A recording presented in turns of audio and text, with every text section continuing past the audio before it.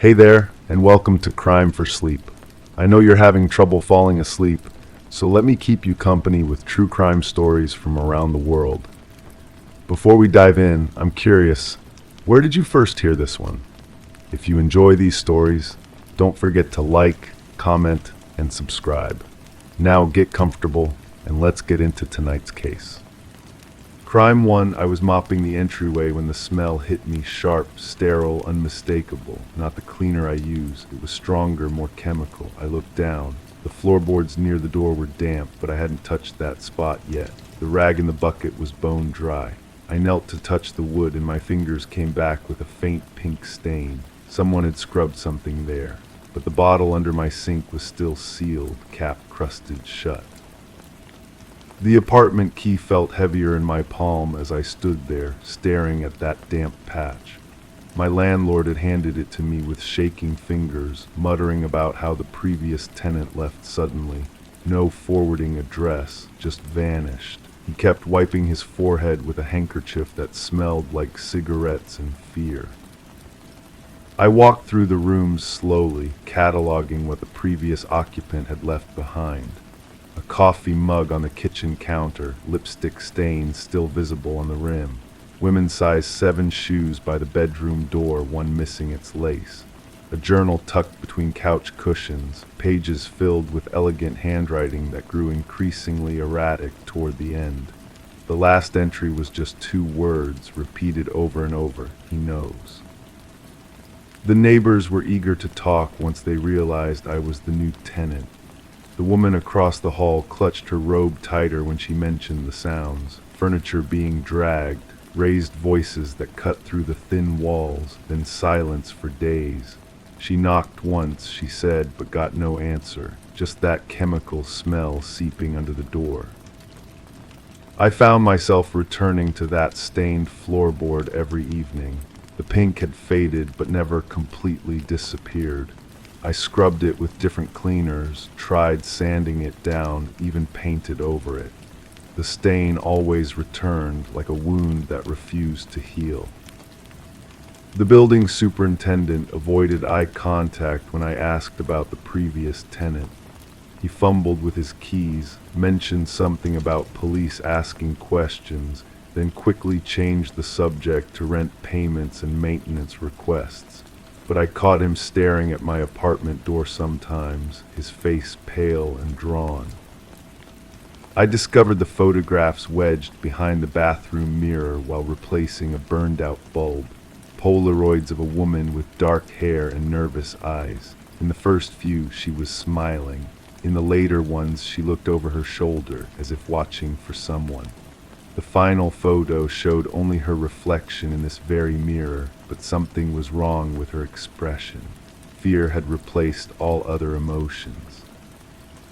The journal entries painted a picture of escalating paranoia. She wrote about feeling watched, about her boyfriend's questions becoming interrogations, about missing work because of unexplained bruises, about calling her sister less frequently because she was tired of making excuses. The handwriting deteriorated with each entry, becoming jagged and desperate. Her sister called the landlord looking for her. I listened from my peephole as he explained that she had moved out voluntarily, taken all her belongings, but I had seen what she left behind. The sister's voice broke as she described missed family gatherings, unanswered messages, a birthday that passed without acknowledgement. She had filed a missing person report, but adults were allowed to disappear if they chose to. I started researching disappearances, missing women whose cases went cold. The statistics were staggering, but the stories blended together until they became background noise. How many had scrubbed floors with bleach before vanishing? How many had left behind journals filled with fear? The breakthrough came when I found the receipt. It had fallen behind the refrigerator, dated just days before her disappearance. Industrial-strength bleach from a hardware store across town. The kind used for serious cleaning jobs, not regular housework. Someone had written a phone number on the back in faint pencil. I called the number. A man answered, voice smooth and familiar. He claimed not to remember selling bleach to anyone matching her description, but when I mentioned the address, his breathing changed. He hung up before I could ask more questions. The realization crept over me slowly, like cold water rising. I had been living in a crime scene, sleeping in a bed where someone had planned and possibly committed murder. The pink stain wasn't just evidence of cleaning, it was proof of desperation. Someone had tried to erase what happened here but couldn't eliminate every trace. I confronted the landlord with the photographs and journal entries. His face crumpled as he admitted knowing more than he had revealed. She had asked him for help, shown him bruises, begged him to change the locks. But her boyfriend had keys too, had paid the first year's rent in cash. The landlord had chosen profit over protection. The police reopened the case, but evidence was contaminated. Too many people had lived in the apartment since her disappearance. The bleach had done its job too well. They questioned the boyfriend, but he had an alibi for the night she vanished. Friends who swore he was with them, credit card receipts that placed him elsewhere. But I knew what I had found. The photographs, the journal, the desperate scrubbing that left permanent stains. Someone had died in my apartment, and someone else had worked frantically to cover it up. The truth lived in those floorboards, in that chemical smell that never quite faded. I moved out within the month, but sometimes I drive by the building and wonder who lives there now. Whether they notice the stain that always returns, whether they find themselves scrubbing floors at night, trying to wash away evidence of something they don't fully understand. The case remains officially unsolved. Her sister still calls the police periodically, still posts her photograph on social media with pleas for information. But I carry the real evidence with me, the knowledge that justice isn't always served, that truth can be bleached away but never completely erased. The apartment has new tenants now. I wonder if they smell it too. Crime 2, I keep things in the same place, cans on the left, boxes on the right, labels out. I don't even think about it anymore. But today everything was reversed. All the cans were flipped, turned toward the wall. The boxes were upside down. In the back corner, the cereal bag had been sliced open, not torn, but cut clean like with a razor. I never keep blades in the kitchen. I keep them locked away, or at least I thought I did. The kitchen smelled wrong, not spoiled food or cleaning chemicals, but something metallic and sharp, like pennies left in a pocket too long. I touched the cereal bag where it had been cut. The edges were perfect, surgical almost. My fingers came away dusty with crumbs, but underneath was something sticky I couldn't identify. I found the first recording device wedged behind the sugar canister. Small, black, still warm to the touch. The red light wasn't blinking anymore, but the memory card was full. 37 hours of audio. I sat at my kitchen table and listened to my own voice, my own footsteps, my own life played back in fragments I didn't remember living. The recording started 3 weeks ago. I heard myself talking to someone I couldn't place, a woman with a voice like gravel asking questions about schedules, routines, when I came and went. I heard myself answering willingly, even eagerly, but I don't remember these conversations. The voice in the recording sounded like me, but the words felt foreign, like lines from a script I'd never read. On day 12 of the recordings, there was silence for 6 hours straight. Then footsteps that weren't mine, moving through rooms I wasn't in. Someone was in my house while I slept, or while I was gone, or while I was somewhere else entirely. The footsteps were careful, methodical, like they knew exactly where to step to avoid the creaking boards. I found the second device in my bedroom, tucked inside the lamp shade. This one had video, frame after frame of me sleeping, but not alone. A figure sat in the corner chair watching, sometimes for minutes, sometimes for hours. The timestamp showed these vigils happened on nights I remembered as restful, peaceful even. Nights I woke feeling refreshed, like I'd slept better than usual. The figure never moved much, just sat and observed. In one clip they reached toward the bedside table and picked up something small, a pill bottle I didn't recognize. They shook it gently near their ear, listening to the rattle inside, then returned it to exactly the same spot. When I checked the table later, there was no bottle there. There never had been. I started finding gaps in my memory that matched the gaps in the recordings. Entire afternoons where I couldn't account for my whereabouts. Conversations I supposedly had but couldn't recall. Purchases on my credit card for items I didn't own and couldn't find. The bank statements showed a pattern of small withdrawals, always the same amount, always on days I supposedly stayed home. The woman with the gravel voice appeared again on day 22. This time she wasn't asking questions, she was giving instructions. My recorded voice responded with perfect compliance, agreeing to things I would never agree to.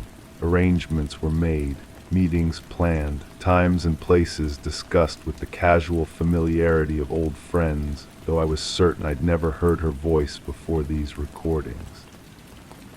I tried to trace the devices, find out who placed them, but they were clean, no fingerprints, no serial numbers, nothing that could lead back to a source. Whoever put them there knew what they were doing. They also knew me well enough to predict my habits, my movements, even my sleeping patterns, too well. The breakthrough came when I found the notebook hidden inside my own handwriting. Pages and pages of observations about my own life, written in my own hand, but documenting things from an outside perspective. Notes about my vulnerabilities, my routines, even detailed descriptions of how I would react to certain scenarios. It read like a psychological profile, clinical and detached, as if I were a subject being studied rather than the person writing the observations. Some entries were dated from years ago, long before the recording devices appeared. The handwriting evolved over time, becoming more confident, more precise. Whoever wrote these entries had been watching me for much longer than I'd realized. They knew things about me that I'd forgotten about myself. Childhood fears, old injuries, the way I organize my thoughts when I'm anxious.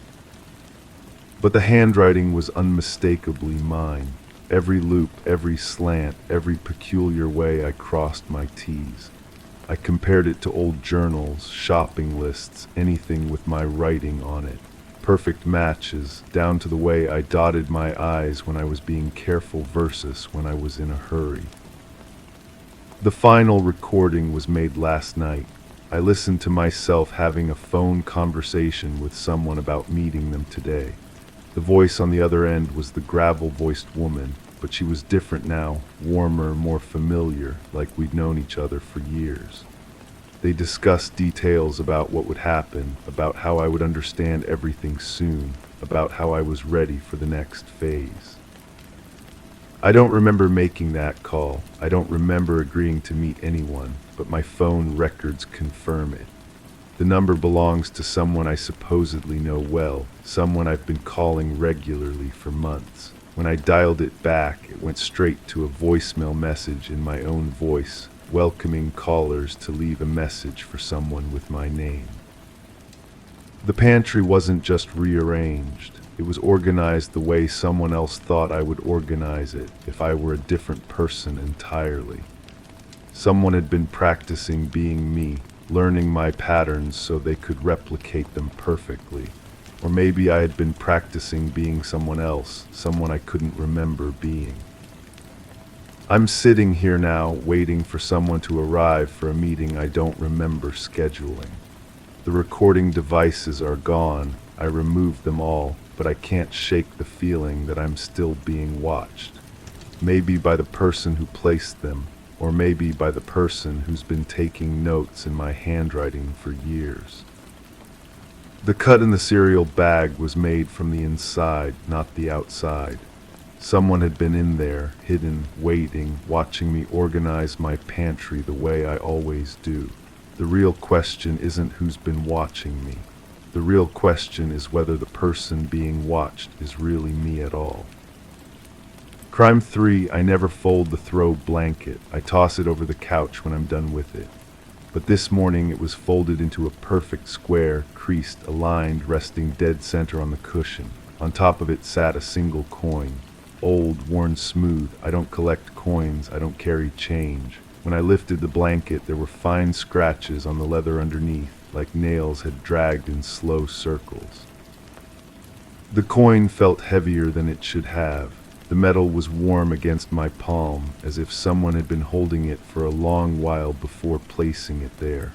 I turned it over. The face was too worn to make out completely, but I could trace the outline of what might have been a woman's profile. The other side showed fragments of text I couldn't read. I set the coin on the kitchen counter and made coffee. The ritual helped steady my hands. Steam rose from the mug, carrying that familiar bitter scent, but underneath it lingered something else. Something floral and cloying. Perfume, maybe. Not mine. I don't wear perfume. The apartment felt different, not violated exactly, but observed. Like the furniture had been studying me while I slept. I walked through each room, checking windows, testing locks, everything secure, nothing missing. But in the bedroom, the mirror on the dresser had been angled differently, just slightly, enough that it no longer reflected the bed, but the doorway instead. I called the building manager. He answered on the 6th ring, his voice thick with sleep or something stronger. Anyone been in my unit? What kind of question is that? Maintenance repairs, anyone with a key. Not without your permission. What's this about? I described the blanket, the coin, the perfume smell. He listened without interrupting, then made a sound between a sigh and a laugh. You sure you didn't fold it yourself? Sometimes we do things and forget. Muscle memory. I don't fold blankets. Maybe a friend stopped by, someone you gave a key to. I hadn't given anyone a key. I told him this. Look, I'll check the logs, see if any of my guys mentioned your unit. But honestly, it sounds like you're overthinking this. After hanging up, I examined the coin under the desk lamp. The warmth had faded, leaving it cold and slightly oily.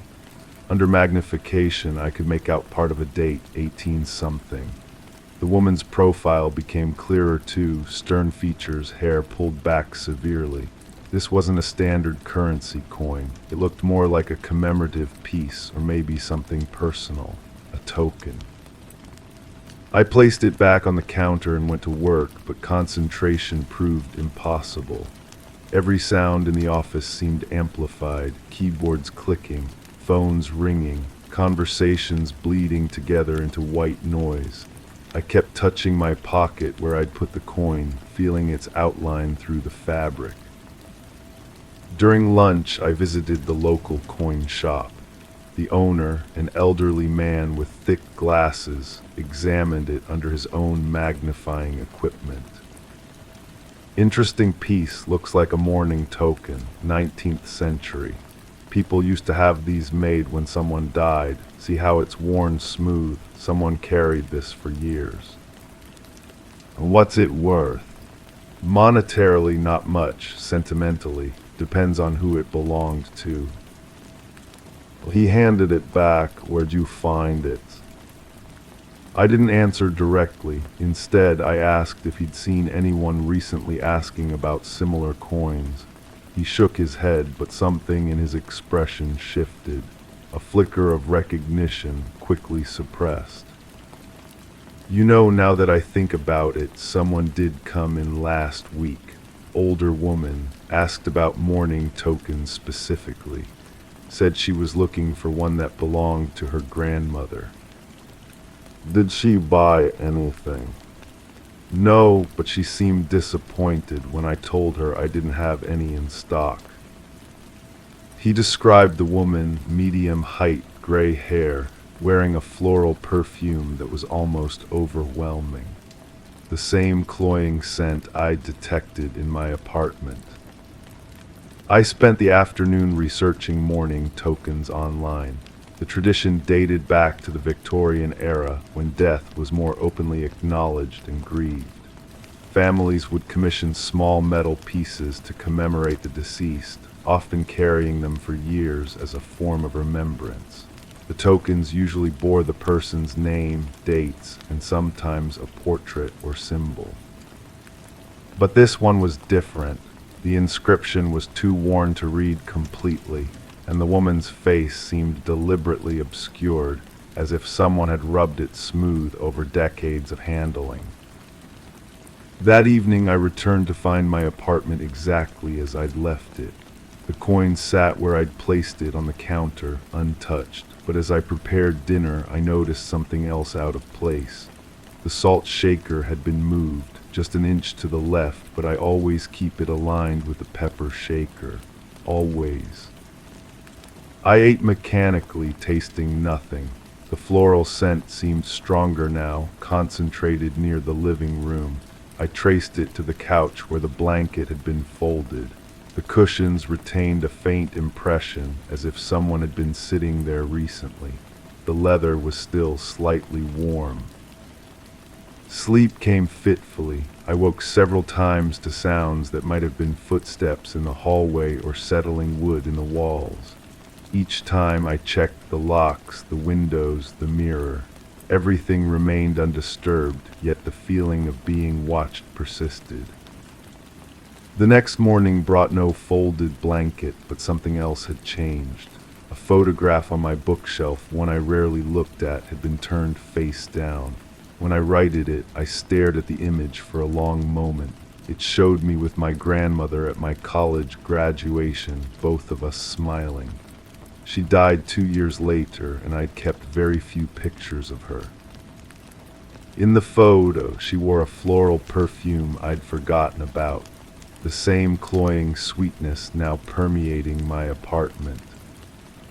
I pulled out my phone and called my mother. Did Grandma ever have any mourning tokens, old coins or medals? That's a strange question. Why? I explained about finding the coin, leaving out the other details. She had a few family heirlooms, old jewelry, some coins. I think there was a mourning piece for her own grandmother. She used to carry it in her purse. What happened to her things? Most of it went to you, actually. Boxes in your storage unit, don't you remember? I didn't remember. After the funeral, the family had divided her possessions, but I'd been in a fog of grief and graduate school stress. Boxes had been delivered to a storage facility, and I'd never gone through them properly. The storage unit was across town, in a facility that smelled of dust and rust. My grandmother's boxes sat in the corner, exactly where the movers had placed them years ago. The tape on the first box pulled away easily, as if it had been opened recently. Inside, wrapped in tissue paper, I found familiar objects: her jewelry box, a set of china, photo albums, and at the bottom a small velvet pouch. The pouch contained several coins, but one space was empty. The indentation in the velvet matched the size and shape of the coin now sitting on my kitchen counter. I sat on the storage unit floor, holding the empty pouch, trying to remember. Had I taken the coin years ago and forgotten? Had it been in my apartment all along, somehow lost and recently found? But that didn't explain the folded blanket, the moved objects, the perfume scent. I drove home with the pouch in my pocket, the weight of it matching the coin perfectly. As I climbed the stairs to my apartment, I caught sight of my neighbor across the hall, an older woman I'd seen occasionally but never spoken to. She was closing her door, but not before I glimpsed the interior of her apartment: floral wallpaper, antique furniture, and on a table by the door, several small objects that gleamed like metal.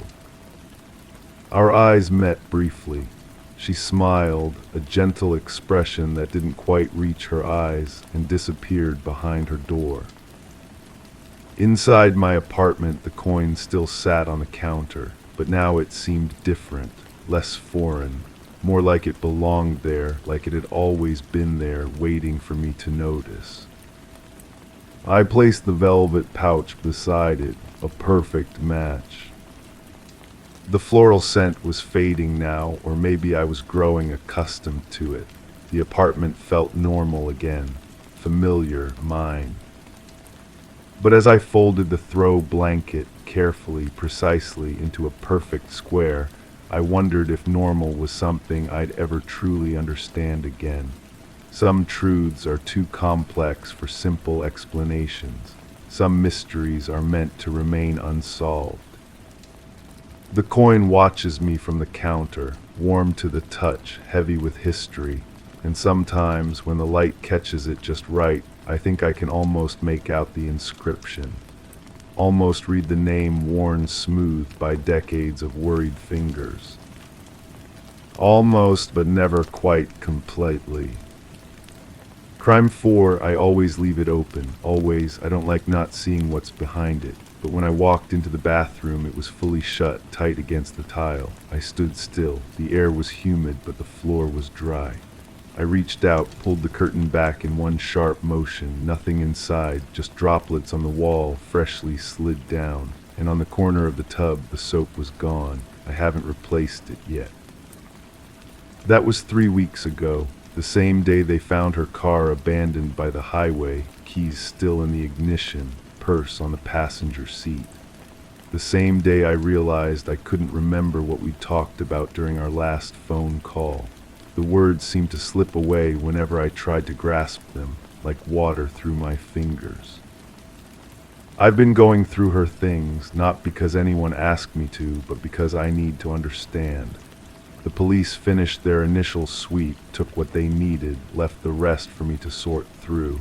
Her apartment still smells like her perfume, that vanilla scent that used to make me feel safe. Now it makes my throat tight. In her desk drawer, I found a notebook, her handwriting neat and careful like always, but the entries are strange.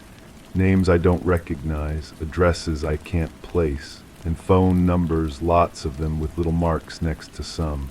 Check marks, X's, question marks, like she was keeping score of something. One entry caught my attention. It was dated just 2 days before she disappeared. He knows I know. The pattern is too obvious now. Same soap, same brand every single time. How did I not see it before? I read it again, then again. My hands started shaking because I remembered something. The soap in my shower, the one that went missing. It was the same brand she always used. The same brand I'd never bought in my life. I called her best friend, asked about the notebook, about whether she'd been acting strange lately. The friend's voice got quiet. She'd been asking weird questions, she said. About you, about your routines, when you came home, when you left. She wanted to know if I'd ever been to your place when you weren't there. The line went silent for a moment. Then she added, she was scared of something or someone, but she wouldn't tell me who. I hung up and walked back to my bathroom, stared at the empty corner of the tub where the soap used to be, tried to remember the last time I'd actually bought soap, tried to remember when I'd started finding my shower curtain closed. The thing is, I live alone. I've lived alone for 2 years. The building manager has a key, but he's never used it. The windows are all locked, second floor, no fire escape. No one else should be able to get in. But someone had been getting in. I started checking other things. The milk in my refrigerator, the expiration date was different than I remembered. The position of my coffee mug on the counter, always slightly to the left when I was sure I'd left it centered. The indent on my couch cushion, shaped like someone smaller than me had been sitting there. I found her spare key in my kitchen drawer, the one she'd given me months ago for emergencies. I don't remember putting it there. I keep my keys on a hook by the door, always have. But there it was, nestled between the can opener and the measuring spoons like it belonged. That's when I started remembering things differently. Our last conversation, the one I couldn't recall clearly.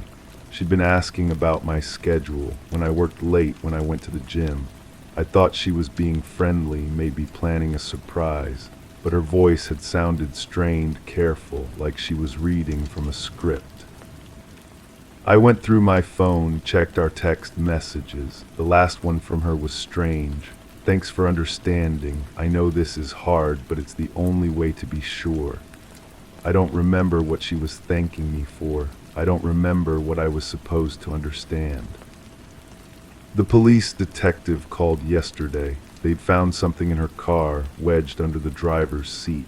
A recording device, small and digital, the kind you'd use to document evidence. They're analyzing it now, but they wanted to know if I had any idea why she might have been recording conversations. I told them I didn't know, but my voice sounded hollow, even to me. Because I'd found something too, in my bedroom closet behind the winter coats I never wear, a box I didn't recognize filled with photographs, pictures of my building, my car, my windows, pictures of me leaving for work, coming home, talking to neighbors, dozens of them taken over weeks, maybe months. They were all taken by the same camera, her camera, the one she used for her photography hobby, the one she was always carrying around. At the bottom of the box was a letter addressed to no one, her handwriting but shaky, rushed. I don't know how long I've been doing this. I don't know when it started or why, but I can't stop. Every time I try to stay away, I find myself back here in his space, touching his things. The soap is always the same brand. I buy it without thinking. I use his shower like it's mine. I know his schedule better than my own. I know this is wrong, but I can't remember choosing to do it. It's like I'm watching someone else live my life. The letter ended mid-sentence, just stopped like she'd been interrupted. I'm sitting in my living room now, staring at that box. The police don't know about it yet. I keep telling myself I should call them, turn it over as evidence. But something stops me every time I reach for the phone. Because I'm starting to remember other things. The way she'd smile when I mentioned being tired, like she knew something I didn't. The way she'd ask about my dreams, whether I slept well, whether I ever felt like someone had been in my space while I was gone. And I'm starting to wonder if the person who's been coming into my apartment, using my shower, moving my things, was really her at all. Or if it was me going to her place, learning her routines, copying her patterns, becoming someone I don't recognize. The shower curtain is closed again. I haven't been in the bathroom since this morning, but it's closed. And there's a new bar of soap on the corner of the tub, the same brand she always used. I haven't bought soap in weeks. Crime 5, I turned it on to clear the air. It started spinning the wrong way, counterclockwise. I watched it for a moment, then switched it off and back on. Same thing. The blades moved slowly, humming low. The air felt heavy, like it was pulling inward instead of pushing out. When I stepped beneath it, the draft stopped completely. I looked up, and for a moment, it felt like something was looking down. The apartment had been empty for weeks. The landlord called me because nobody else would take the case. Missing tenant, unpaid rent, personal belongings scattered everywhere like someone had left in the middle of doing something important. The previous investigator quit after one visit, said it gave him the creeps. I thought he was being dramatic. The smell hit me first when I walked through the door, not decay or anything obvious. Something metallic mixed with vanilla candles that had burned too long, the kind of scent that clings to your clothes and follows you home. I opened every window, but the air wouldn't move properly. That's when I noticed the fan.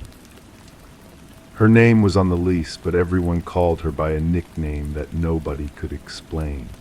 The neighbors described a quiet woman who worked strange hours and always carried a small recorder.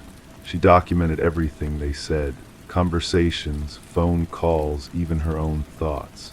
The landlord found dozens of cassette tapes in her bedroom drawer, each one labeled with dates but no other identifying information. I played the first tape. Her voice was soft, methodical. She talked about patterns she'd noticed in her building, people coming and going at unusual times, sounds that didn't match the activities they claimed to be doing. She mentioned feeling watched, but not in a paranoid way, more like an investigator who'd stumbled onto something bigger than expected. The second tape was different. Her breathing sounded labored, like she was walking while recording. She described following someone down to the basement storage area. The footsteps she was tracking suddenly stopped, but when she reached the bottom of the stairs, nobody was there. Just rows of locked units and the mechanical hum of building systems. She mentioned hearing her own voice echoing back from somewhere she couldn't identify. I checked the basement myself. The storage units were mostly empty, covered in dust that showed recent disturbance. Footprints led to the far corner where a ventilation grate had been removed and never replaced properly. Behind it, the ductwork connected to every apartment in the building. Someone small enough could crawl through the entire system, accessing any unit without using doors or windows. The building manager showed me the maintenance logs, several complaints about strange noises in the walls, but every inspection came back clean. The previous tenant had filed more reports than anyone else. She claimed someone was entering her apartment while she was gone, not to steal anything, but to watch her recordings. She'd marked the tapes in specific positions and find them moved when she returned. Her final recordings were the most disturbing. She'd started sleeping with the recorder running, trying to capture evidence of nighttime intrusions. The tapes from her last week contained hours of her sleeping, interrupted by sounds that were almost human but not quite right, breathing that was too steady, footsteps that were too careful, the soft click of her own recorder being stopped and started by hands that weren't hers. On the last tape, she whispered about discovering who was watching her. She'd figured out the pattern, identified the person responsible. She planned to confront them the next morning. The recording ended with the sound of her apartment door opening and closing, but the building manager swore nobody had the key except maintenance staff. I interviewed every tenant, every worker who'd accessed the building recently. Their stories were consistent, helpful, unremarkable, but when I played back my own recorded interviews, something was wrong. Background sounds that didn't match the rooms we'd been in. Voices that seemed to respond to questions I hadn't asked yet. My recorder was picking up conversations that weren't happening. The maintenance worker was especially cooperative. He showed me every entry point, every access route, explained the building's layout in detail. He mentioned that the previous tenant had been asking similar questions, taking pictures of the same areas I was investigating. He seemed genuinely concerned about her disappearance and eager to help solve the mystery. But when I checked the maintenance logs again, his signature appeared on work orders for dates when the building manager insisted no maintenance had been scheduled. Equipment repairs that tenants never requested. Late-night emergency calls that nobody remembered making. His access to the building was documented and frequent, but the reasons kept changing when I asked for clarification. I found her final hiding place by accident. A loose panel behind her bathroom mirror revealed a small cavity where she'd hidden her most important recordings. These tapes were different. They contained her real investigation, the one she hadn't trusted to leave in her drawer. She'd been tracking someone who used the building's infrastructure to monitor multiple tenants, someone who had master access and knew everyone's schedule. The recordings captured conversations between her and someone she trusted, someone who'd helped her understand the building's layout, who'd given her access to areas she couldn't reach alone, someone who'd encouraged her investigation while simultaneously ensuring it would never be completed. The voice was familiar, patient, helpful. The same voice that had been so eager to assist my own investigation. I sat in her empty apartment as the fan continued its backward rotation above me. The metal blades caught the light strangely, casting shadows that moved against their natural direction. I understood now why the previous investigator had quit. The answer was obvious, but accepting it meant acknowledging how easily someone could watch, listen, and manipulate without ever being suspected. The maintenance logs, the access records, the helpful cooperation during my investigation. Everything had been carefully documented by someone who controlled both the evidence and the official response to it. Someone who understood that the best place to hide was inside the investigation itself. I packed my equipment and left the apartment. The case would be marked unsolved, filed away with dozens of others that followed similar patterns. But I knew the truth now, even if I couldn't prove it.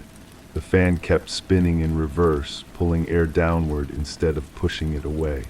Some systems are designed to work backward, drawing everything inward where it can be contained and controlled. The building manager called the next week to thank me for my thorough investigation. He mentioned that they'd finally found a new tenant for the vacant unit, someone quiet and responsible who worked in building maintenance, someone who understood the importance of keeping detailed records. Crime 6, I sat on the edge and heard a creak, sharp, unfamiliar. I leaned down to check the leg, and that's when I saw them. 4 new screws, cleaner than the rest, silver instead of black. Different size, different angle. I didn't install them. I don't even own that type. I followed the base around to the headboard. Something had been carved into the wood, low and small, just above the floor. 3 digits, etched in with pressure, deep enough to catch dust. The bedroom felt different after that, not just the screws, but everything.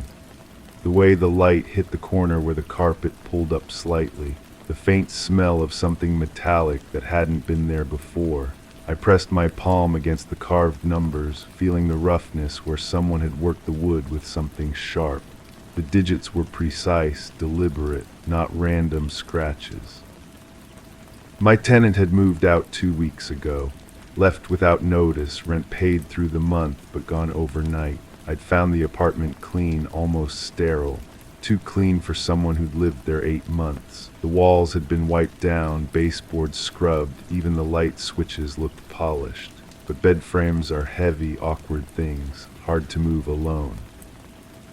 I called the previous tenant's emergency contact, a woman who claimed to be a sister. Her voice carried a tension that made my chest tighten. She spoke in short sentences, each word carefully chosen. No, she hadn't heard from him. No, she didn't know where he'd gone. Yes, he'd seemed different lately. Quieter. When I mentioned the numbers carved into the wood, the line went quiet for so long I thought she'd hung up. "What numbers?" she finally asked. I told her 3 digits. She made a sound like air leaving a balloon. "That's a date," she whispered, "the day our mother died." The apartment felt smaller after that conversation.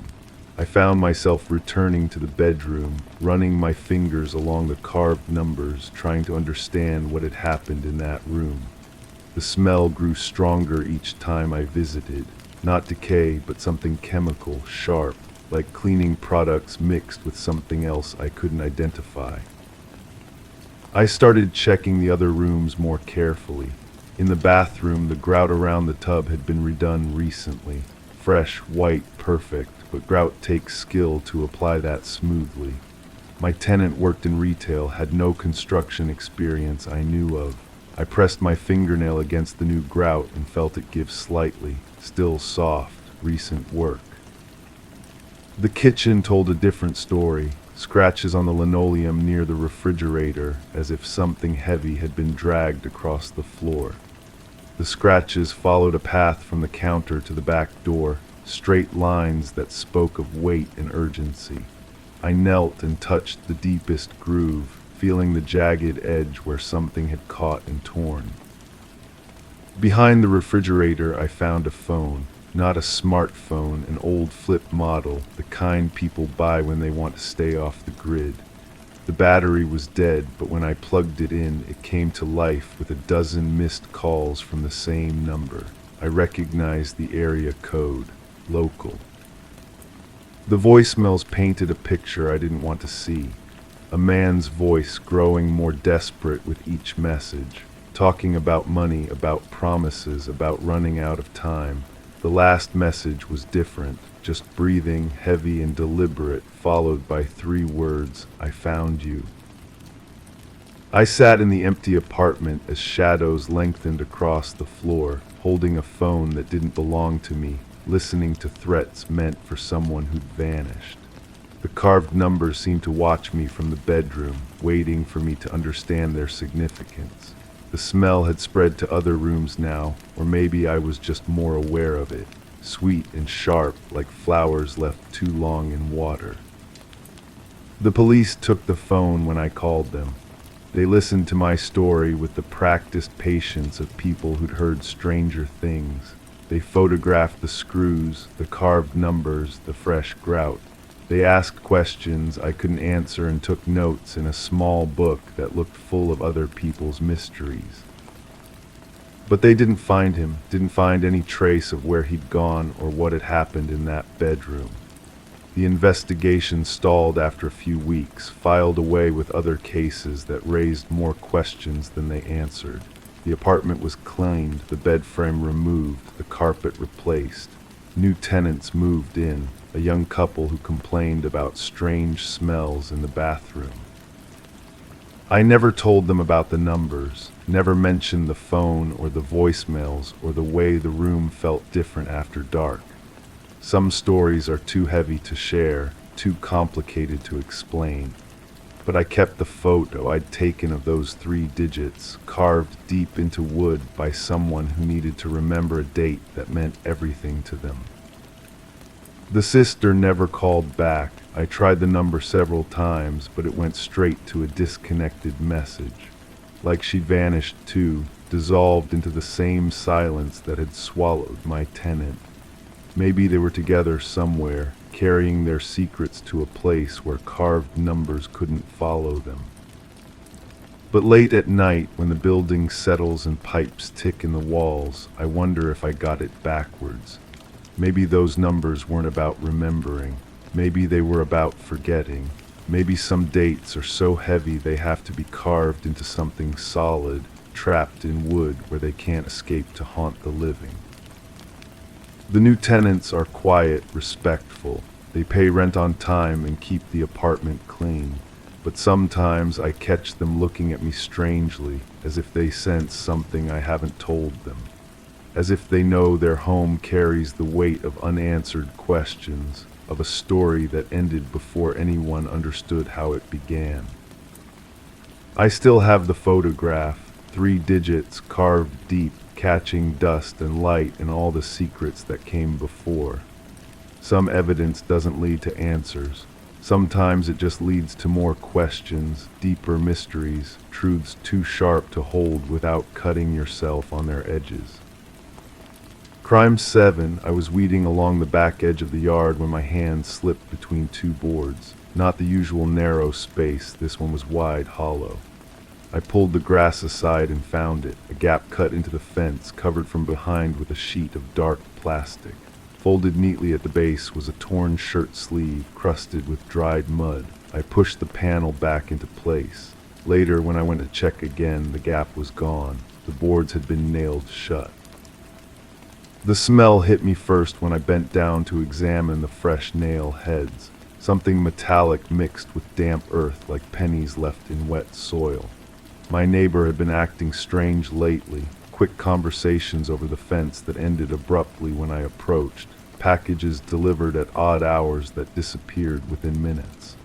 I'd noticed the way she avoided eye contact during our brief exchanges, how her hands would fidget with whatever she was holding. That torn sleeve kept circling through my thoughts. The fabric was thick, like work clothing, and the mud had dried in peculiar patterns, not the random splashes you'd expect from gardening or yard work, but deliberate streaks that suggested something had been dragged across rough ground. The plastic sheet behind the fence panel wasn't weathered like something left outside. It was clean, purposeful, recently placed. I started paying closer attention to the sounds from next door. Footsteps in the backyard during the quiet hours before dawn, the soft scrape of metal against wood, muffled conversations that stopped whenever a car passed on the street. Once I heard what sounded like someone crying deep, broken sobs that cut through the night air and made my skin prickle with unease. The woman next door had lived there for years, but I realized I knew almost nothing about her personal life. No regular visitors, no family photos visible through windows, no signs of the usual domestic rhythms that mark a settled life. She worked from home, kept irregular hours, and maintained her property with obsessive precision. Everything always looked perfect from the outside. I began finding small things in my yard that didn't belong. A single rubber glove caught in my rose bushes. A fragment of rope twisted around the base of my fence post. A small plastic bag containing what looked like torn pieces of paper, too damaged by moisture to read clearly. Each discovery felt deliberate, like breadcrumbs scattered by someone who wanted to be followed but couldn't risk being direct. The local police logs started making more sense when I viewed them through this new lens of suspicion. Missing person reports from the surrounding area, cases that went cold after initial investigations, patterns that only became visible when you knew what to look for. People described as transient or troubled who vanished without explanation, their disappearances rationalized by assumptions about their lifestyle choices. I called the police twice. The first officer who responded was polite but dismissive. No evidence of wrongdoing, no signs of disturbance, just a concerned neighbor with an overactive imagination. The second visit came after I mentioned the missing persons cases. This officer took notes, asked more questions, but ultimately suggested I was connecting unrelated incidents into a narrative that probably didn't exist. But I couldn't shake the feeling that something was being hidden in plain sight. The way delivery trucks lingered longer than necessary, the carefully maintained appearance of normalcy that felt increasingly performative, the small inconsistencies that accumulated into a picture of deliberate deception. Someone was working very hard to appear ordinary, and that effort itself was what made them suspicious. I started documenting everything. Photographs of the fence repairs, recordings of unusual sounds, notes about changes in routine or behavior. The evidence folder grew thicker, but none of it felt substantial enough to convince anyone else. Circumstantial observations, unexplained coincidences, the kind of details that made perfect sense to me but sounded paranoid when spoken aloud. The breakthrough came from an unexpected source. A former postal worker mentioned during casual conversation that mail delivery to the house next door had always been unusual. Packages arrived regularly but never seemed to generate outgoing mail. No utility bills, no personal correspondence, nothing that suggested normal residential activity. The current resident had lived there for years but maintained no visible connection to the broader community. I realized I was afraid to investigate further, not because of what I might find, but because of what it might reveal about my own role in whatever was happening. How long had I been living next to something terrible? What did my failure to act sooner make me complicit in? The comfortable blindness of suburban life suddenly felt like moral cowardice. The fence gap reappeared one morning after a heavy rain. This time I didn't hesitate. I pushed through the opening and found myself in a space that should have been part of my neighbor's backyard, but felt entirely different. The ground was disturbed in ways that suggested frequent digging and refilling. Several areas were marked with small, inconspicuous stones arranged in patterns that looked accidental but felt intentional. Standing there in that hidden space, I understood that I had stumbled onto something much larger than a simple crime. This was a system, a process that had been operating for years under the cover of suburban normalcy. The missing persons, the careful maintenance of appearances, the strategic use of community blindness, all of it designed to make the invisible stay invisible. I never reported what I found in that space behind the fence.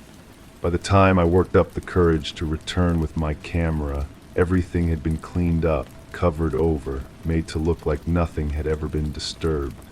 My neighbor moved away without notice, leaving behind a house that sold quickly to buyers who seemed unusually eager to renovate everything immediately.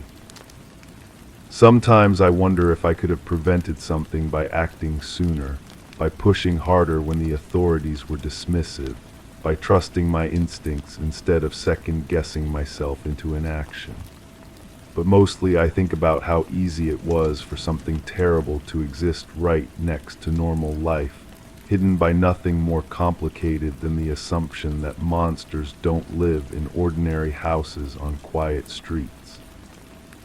The new neighbors seem pleasant enough. They wave when they see me in the yard, maintain their property well, keep to themselves in ways that appear completely normal. But I find myself paying attention to sounds that carry over the fence, watching for patterns in their routines, noting when packages arrive and how quickly they disappear. Because now I know that the most dangerous secrets aren't buried in remote places or hidden in abandoned buildings. They're concealed behind fresh paint and well-trimmed hedges, protected by the collective desire to believe that evil announces itself clearly and lives somewhere else, anywhere but next door. Crime 8, I sat down to write and noticed the keyboard felt different. The texture was rougher, like someone had replaced a few keys. I looked closer. The H, the R, and the U keys had been swapped, same shape, wrong font. The letters were slightly misaligned. I popped one off. Underneath was a folded piece of paper wedged into the mechanism. I unfolded it. 3 lines, 1 word per line, each written in red pencil. I burned it without reading it out loud.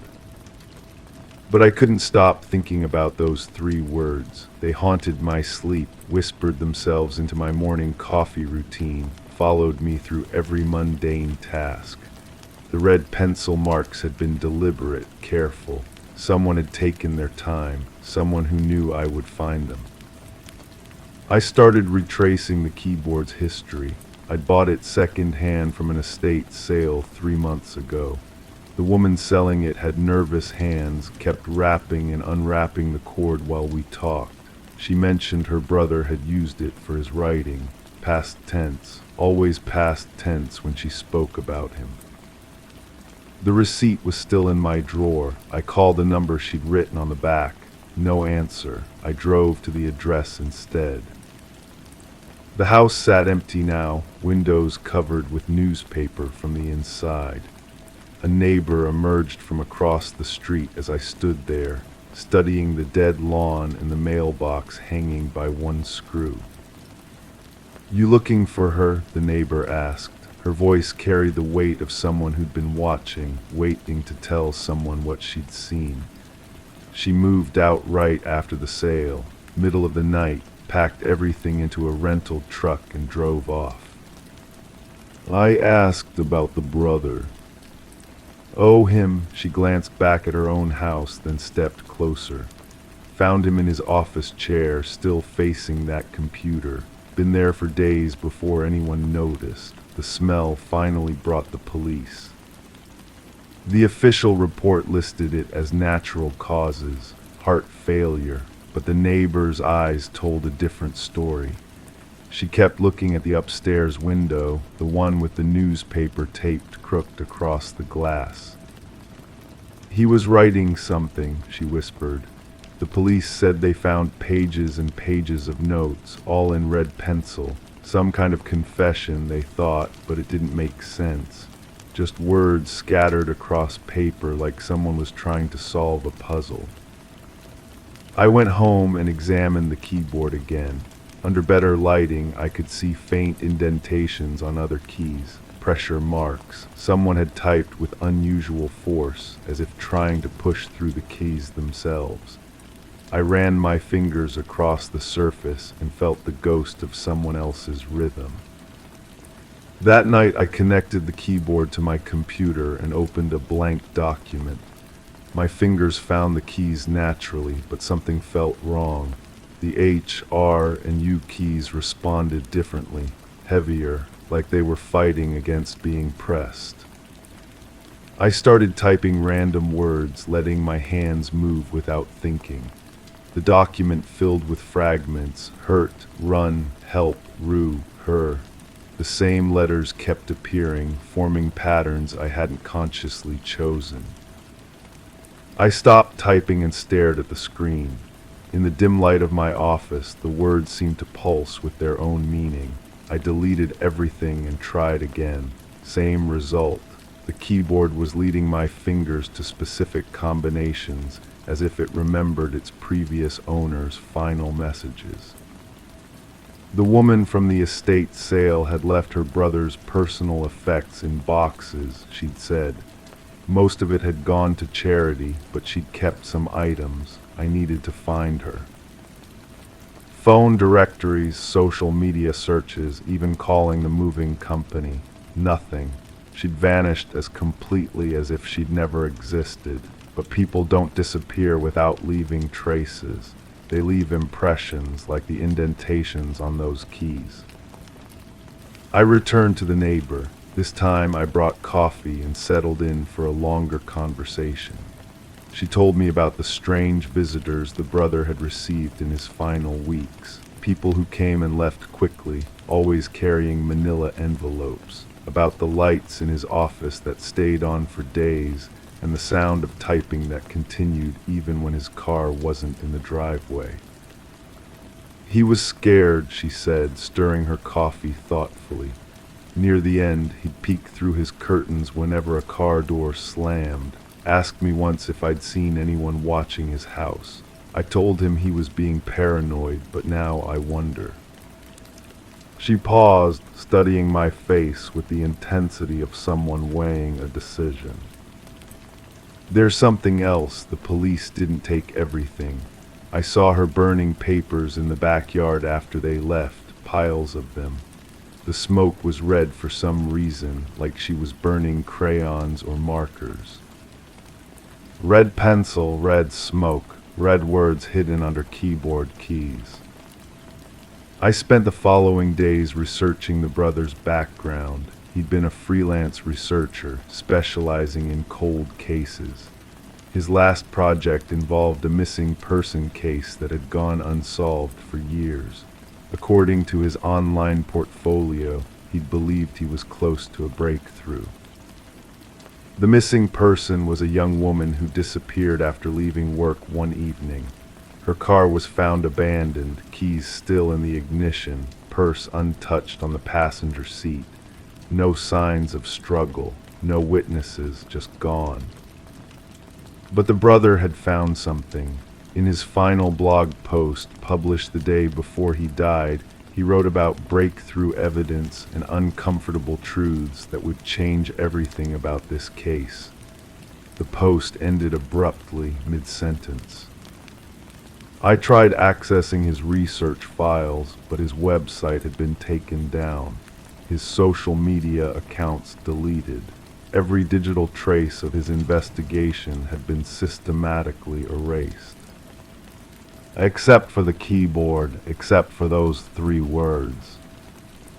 I set up a recording device and connected the keyboard again. This time, I didn't try to control what I typed.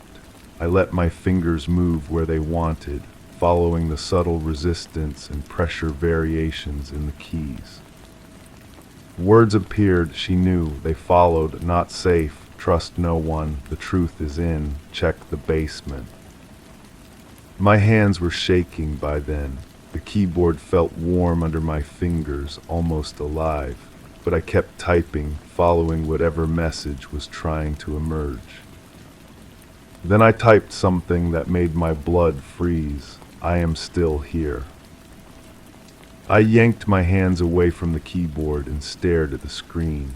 The cursor blinked after those 4 words like a patient heartbeat. In the silence of my office, I could hear the faint electrical hum of the computer, the distant sound of traffic, and something else. Something that sounded like breathing that wasn't my own. I checked all the windows, the doors, searched every corner of the house.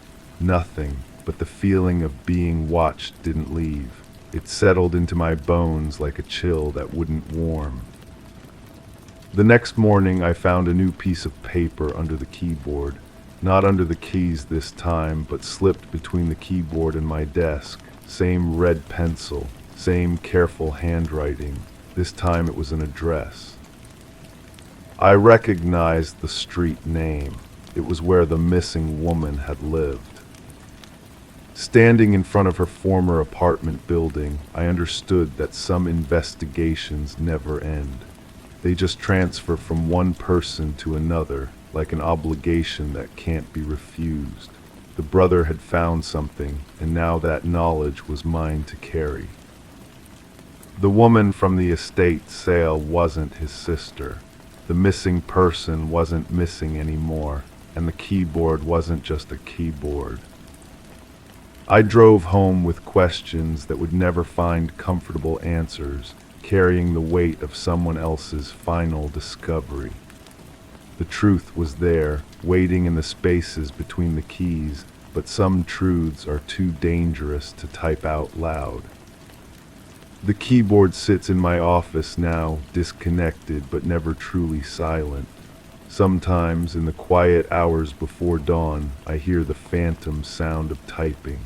Someone somewhere is still trying to finish the story. But I've learned that some stories aren't meant to be finished. They're meant to be passed along, one keyboard at a time, until someone brave enough to face the complete truth comes along. I'm not that person, not yet. Maybe never. Crime 9, I turned the tap like I always do, expecting cold water. Instead, a brown surge spilled out thick and slow before clearing. I let it run and stared at the drain. There was no smell, no grit, just a faint swirl like coffee diluted with milk. When I checked under the sink, the pipe was dry on the outside, but at the base of the cabinet there was a small pool that hadn't been there before. In the center, a single shard of porcelain curved like from a cup or a tooth. The building manager shrugged when I called. Water issues happen all the time, he said. Old pipes, mineral buildup. But I'd lived here for 3 years, and the water had never run brown before, not even when they worked on the main line last winter. I kept the shard in a small plastic bag on my kitchen counter. Something about throwing it away felt wrong.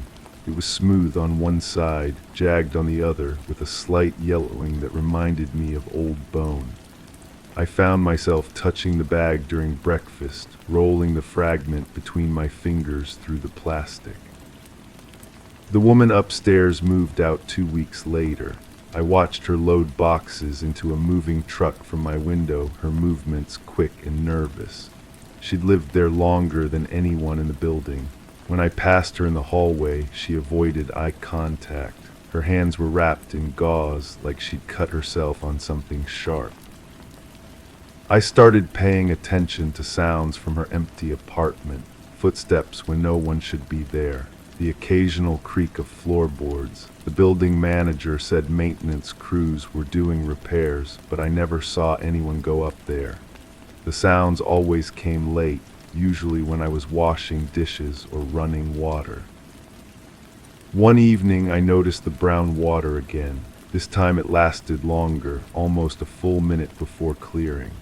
I collected some in a mason jar and held it up to the light. There were tiny fragments suspended in the liquid white specks that settled at the bottom like sand. Under my desk lamp, they looked crystalline, translucent, like fragments of something that had been ground down over time. The building's basement held old maintenance records in cardboard boxes. I told myself I was just curious about the plumbing history. The manager was out and his office door was unlocked. Most of the paperwork was routine: heating repairs, pest control, tenant complaints. But in a box marked with the previous year, I found something that made my hands shake. A work order from 8 months ago: water damage in the unit above mine. The description was brief: extensive flooding from unknown source. Flooring and subfloor replacement required. Tenant reported leak originating from bathroom area. There was a photograph attached: the woman's bathroom torn apart. Black water stains spread across warped floorboards. In the corner, a bathtub surrounded by broken tile. The image was blurry, but I could make out something pale in the dark water that had pooled on the floor. Something that didn't belong. I confronted the manager the next day. He was defensive, almost angry. Accidents happen, he said. Pipes burst. People leave taps running. The woman had been compensated for the damage. Everything was handled properly. But when I asked about the source of the leak, he couldn't give me a straight answer. That weekend, I ran into her at the grocery store. She was thinner than I remembered, her hair unwashed and pulled back. When she saw me, she dropped a box of cereal and just stared. I helped her pick it up, and that's when I noticed her hands. The skin was raw around her fingernails, like she'd been picking at something constantly. "You still live there," she said. It wasn't a question. I nodded and mentioned the brown water. Her face went white. "Don't drink it," she whispered, glancing around like someone might be listening. "And don't let it touch your skin, promise me." Before I could ask why, she was gone, abandoning her cart and rushing toward the exit. I began researching the building's history that night: property records, newspaper archives, old city directories. The building was constructed in the 1960s, nothing unusual in its past. But buried in a small article from 3 years ago, I found a missing person report: a man who'd lived in my building, the same unit the woman had occupied. The article said he'd disappeared without a trace. No signs of struggle, no indication he'd planned to leave. His car was found in the building's parking garage, keys still in the ignition. The investigation went nowhere. Case closed due to lack of evidence. I stared at the photograph accompanying the article. He was ordinary looking, middle-aged, with a slight smile and kind eyes. The kind of person you'd pass in the hallway without a second thought. The kind of person who could vanish and leave barely a ripple. The brown water came back that night, stronger than before. I let it run while I called the city's water department. They said they'd send someone to test it, but when I checked the next morning, the water ran clear. By the time the technician arrived, there was nothing to sample. "Probably just sediment from old pipes," he said, testing the pH and mineral content. Everything came back normal, but as he packed up his equipment, he paused at my sink. "That's funny. Your water pressure is really high, higher than it should be for this building." After he left, I went back to the basement. This time I looked more carefully at the pipes running overhead. Most were clearly marked: cold water, hot water, gas lines. But there was one pipe that seemed to run directly from the area above my unit down to the main water line. It was newer than the others, recently installed, and it was connected in a way that didn't make sense with the building's original plumbing. I followed the pipe with my flashlight, tracing its path through the ceiling. It disappeared into the wall, but I could see where fresh concrete had been poured around its base. The work was sloppy, unprofessional, like someone had been in a hurry. The realization came slowly, like cold water filling a basin. The brown water wasn't coming from corroded pipes or mineral deposits. It was coming from somewhere else, somewhere above my apartment, from a place where a man had once lived and then disappeared without explanation. I've stopped using the tap water. I buy bottles now, even for cooking. But sometimes, late at night, I still hear those sounds from upstairs, the creaking, the movement. And sometimes, when I'm lying in bed, I think about that shard of porcelain I found under my sink, how it felt too smooth to be a cup fragment, too curved to be ceramic. The woman was right to leave, and maybe the man upstairs found a way to leave too, in the only way he could manage, piece by piece, grain by grain, flowing through pipes that were never meant to carry what they now carry. I should move, I should report what I've found, but who would believe me? And what proof do I really have? A brown stain that clears when anyone else looks, a shard that could be anything, a missing person who might have simply chosen to disappear. The water runs clear now most of the time, but I know what's down there, settling in the pipes, waiting. And sometimes, when I'm not paying attention, when I turn the tap out of habit, I see that familiar brown swirl, thicker than before, more substantial.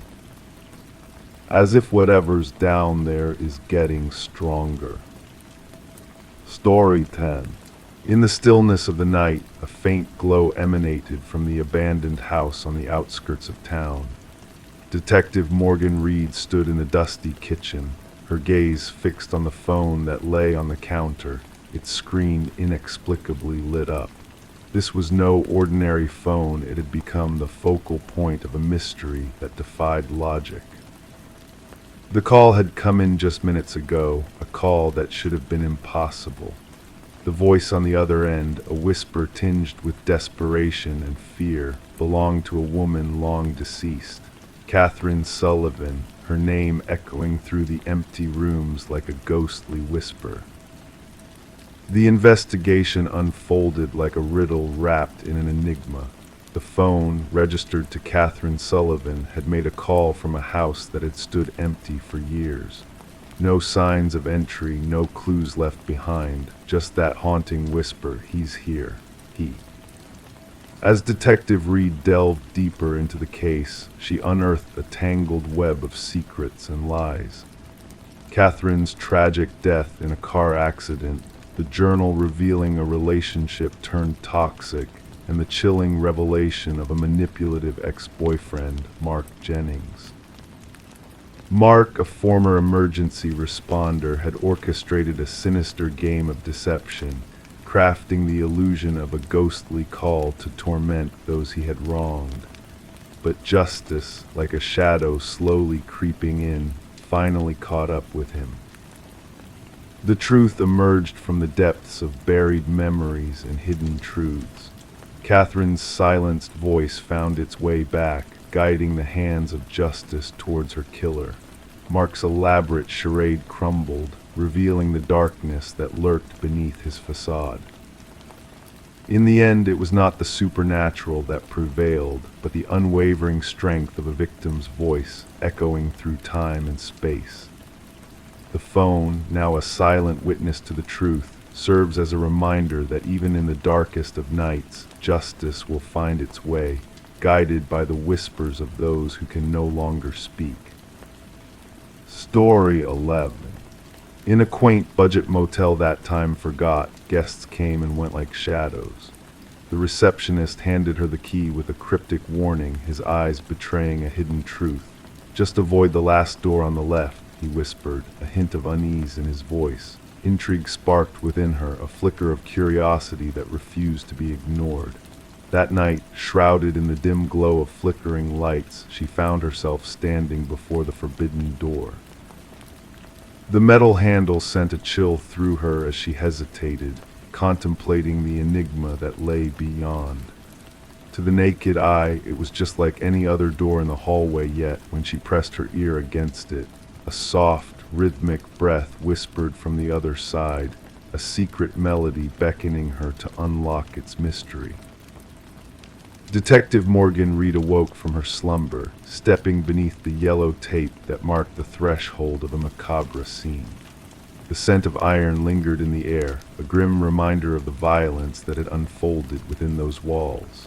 Bloodstains tainted the floor, a stark contrast to the untouched bed and immaculate bathroom.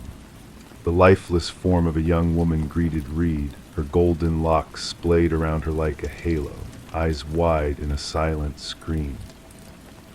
With a steady hand, Reed knelt beside the victim, absorbing the chilling tableau before her. This marks the third this season, the forensic expert stated clinically, capturing the scene through his lens. The same chilling signature as before. Reed nodded in silent acknowledgement, piecing together the puzzle laid out before her. The victim's attire spoke of a different world, a world far removed from the motel's reality.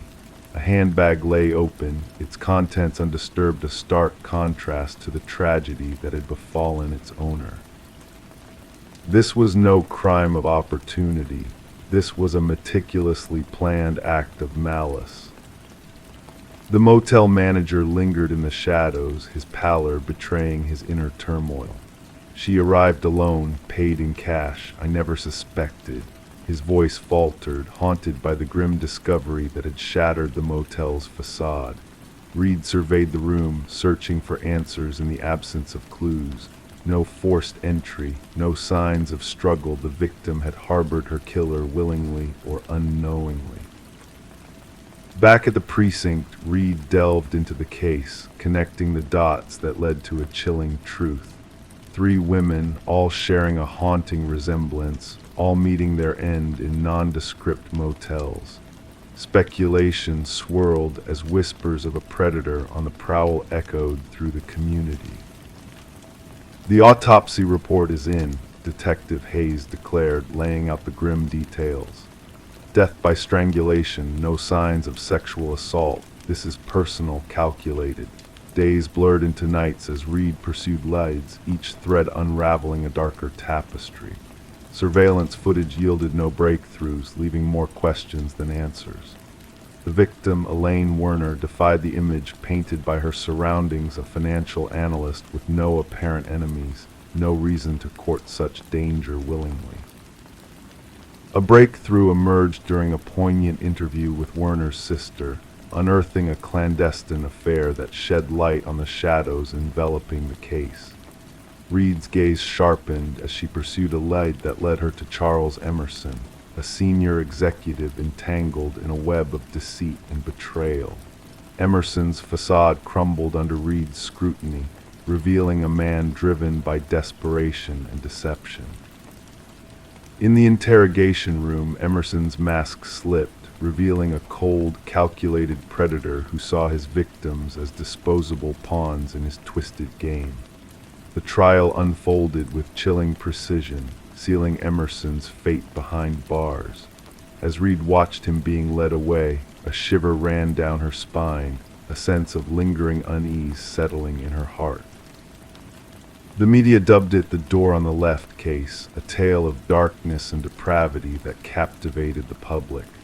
But for Reed, the case lingered like a ghost, a reminder that some doors once opened could never be closed. As she navigated hotel corridors in her daily life, she found herself counting doors, wondering what secrets lay hidden behind each one. In the confines of the evidence locker, 3 identical keys stood as silent witnesses to the horrors that had unfolded, each a reminder of the lives lost to a predator's twisted desires. And as Reed locked away the case file, she knew that some mysteries were destined to haunt her dreams, forever whispering of the darkness that lurked behind closed doors. Story 12: The Mysterious Man Who Vanished. The cafe had been his sanctuary for years, same spot, same drink, same solitude. The barista recognized his face, yet his identity remained a mystery to all. Then one day he didn't appear. When authorities searched his usual seat, they stumbled upon a forgotten wallet. Inside lay a driver's license with a face but no name, no address, just an empty void where his details should have been. Reviewing the security footage, Detective Sarah Mercer felt a chill run down her spine. The man, now dubbed John Doe in the case files, seemed ordinary on camera. Average in height, unassuming features, clad in a navy coat with a weathered messenger bag slung over his shoulder. Nothing remarkable about him, which made his disappearance all the more perplexing. "Play it again," Mercer instructed the tech expert. The footage revealed John entering the cafe during the bustling morning rush. He ordered his usual black coffee, no sugar, and settled at the secluded corner table partially obscured by a lush plant. He sat, opened his bag, extracted a notebook, and began to write. Occasionally he'd take a sip of his coffee and gaze out the window. Then came the pivotal moment. He placed his wallet on the table, rose, and strolled towards the restroom corridor, but he never returned. He never emerged through any exit. He simply vanished. "Check the bathroom footage," Mercer directed. "That's the strange part," the specialist replied. "He never entered any restroom. We've scrutinized every camera angle. It's as if he evaporated into thin air." Back at the precinct, Mercer spread the wallet's contents across her desk. The driver's license photo matched the enigmatic man, yet the personal details were absent, replaced by vacant spaces. The credit cards bore no names, only 16-digit numbers that led to non-existent accounts when checked. Neatly sorted cash in various denominations, a receipt from the cafe dated 3 days earlier, and a solitary business card blank on both sides except for a phone number printed in faint gray ink. When Mercer dialed the number, the call connected, but silence greeted her. She heard what seemed like papers shuffling, perhaps pages turning. 30 seconds passed before the line went dead. The barista who had served John for years had little to offer. He was always quiet, courteous though generous with tips. I think he might have had an accent, but he spoke so softly it was hard to discern. "Did he interact with anyone here, engage in conversations?" Mercer inquired. "Never. Always alone, always engrossed in that notebook." The notebook remained on the table beside the abandoned wallet, its pages filled with what appeared to be coded or ciphered text. Cryptographers from the department struggled to decipher it. Some pages featured sketches, architectural plans of buildings that bore no resemblance to any known structures in the vicinity. Mercer assigned officers to canvass the neighborhood with John Doe's photos. No one recognized him. No missing persons reports aligned with his description. His fingerprints were absent from all databases. It was as though he existed solely within the confines of that cafe. During her probe, Mercer noticed something peculiar about the security footage. Every morning when John entered the cafe, the camera's timestamp flickered momentarily. The tech expert dismissed it as a glitch, but Mercer harbored doubts. Returning to the cafe, she sat at his table. From there, she could observe both the entrance and the corridor leading to the restrooms. Suspended between them hung an antique mirror, its frame intricately adorned with symbols akin to those in John's notebook. Upon the owner's arrival, Mercer inquired about the mirror. "That old thing, been here longer than I have, came with the place, heavy as can be, takes two to budget." "Has it ever been relocated for cleaning or redecoration?" "Not in my time. Why do you ask?" Mercer approached the mirror, studying her reflection. The glass bore a slight distortion, amplifying the depth of her reflection. She pressed her hand against it, expecting cool glass, but felt an unusual warmth instead. The forensics team arrived to examine the mirror. Upon detaching it from the wall, they uncovered a small hollow space behind it. Inside rested a stack of identical wallets, each containing a driver's license with the same photo but devoid of any identifying information. Alongside them lay a leather-bound journal brimming with entries spanning decades, all inscribed in the same hand as the notebook left on the table. The final entry read, "The experiment must cease. They draw near. The window is closing." Investigators discovered John Doe's fingerprints throughout the concealed compartment. Carbon dating of the oldest wallet hinted it was around 50 years old, yet the photo displayed the same unchanging face. The journal entries recounted what seemed to be experiments in temporal displacement and identity transference. Mentions of crossing back and window points were scattered throughout. One passage seized Mercer's attention. The cafe acts as a nexus, a place where realities converge. The mirror serves as the portal. When alignment occurs, passage becomes feasible. As the inquiry deepened, peculiar occurrences unfurled around the cafe. Patrons reported witnessing their reflections move independently in the window glass. Some swore they glimpsed John Doe seated at his usual spot, though security cameras showed an empty table.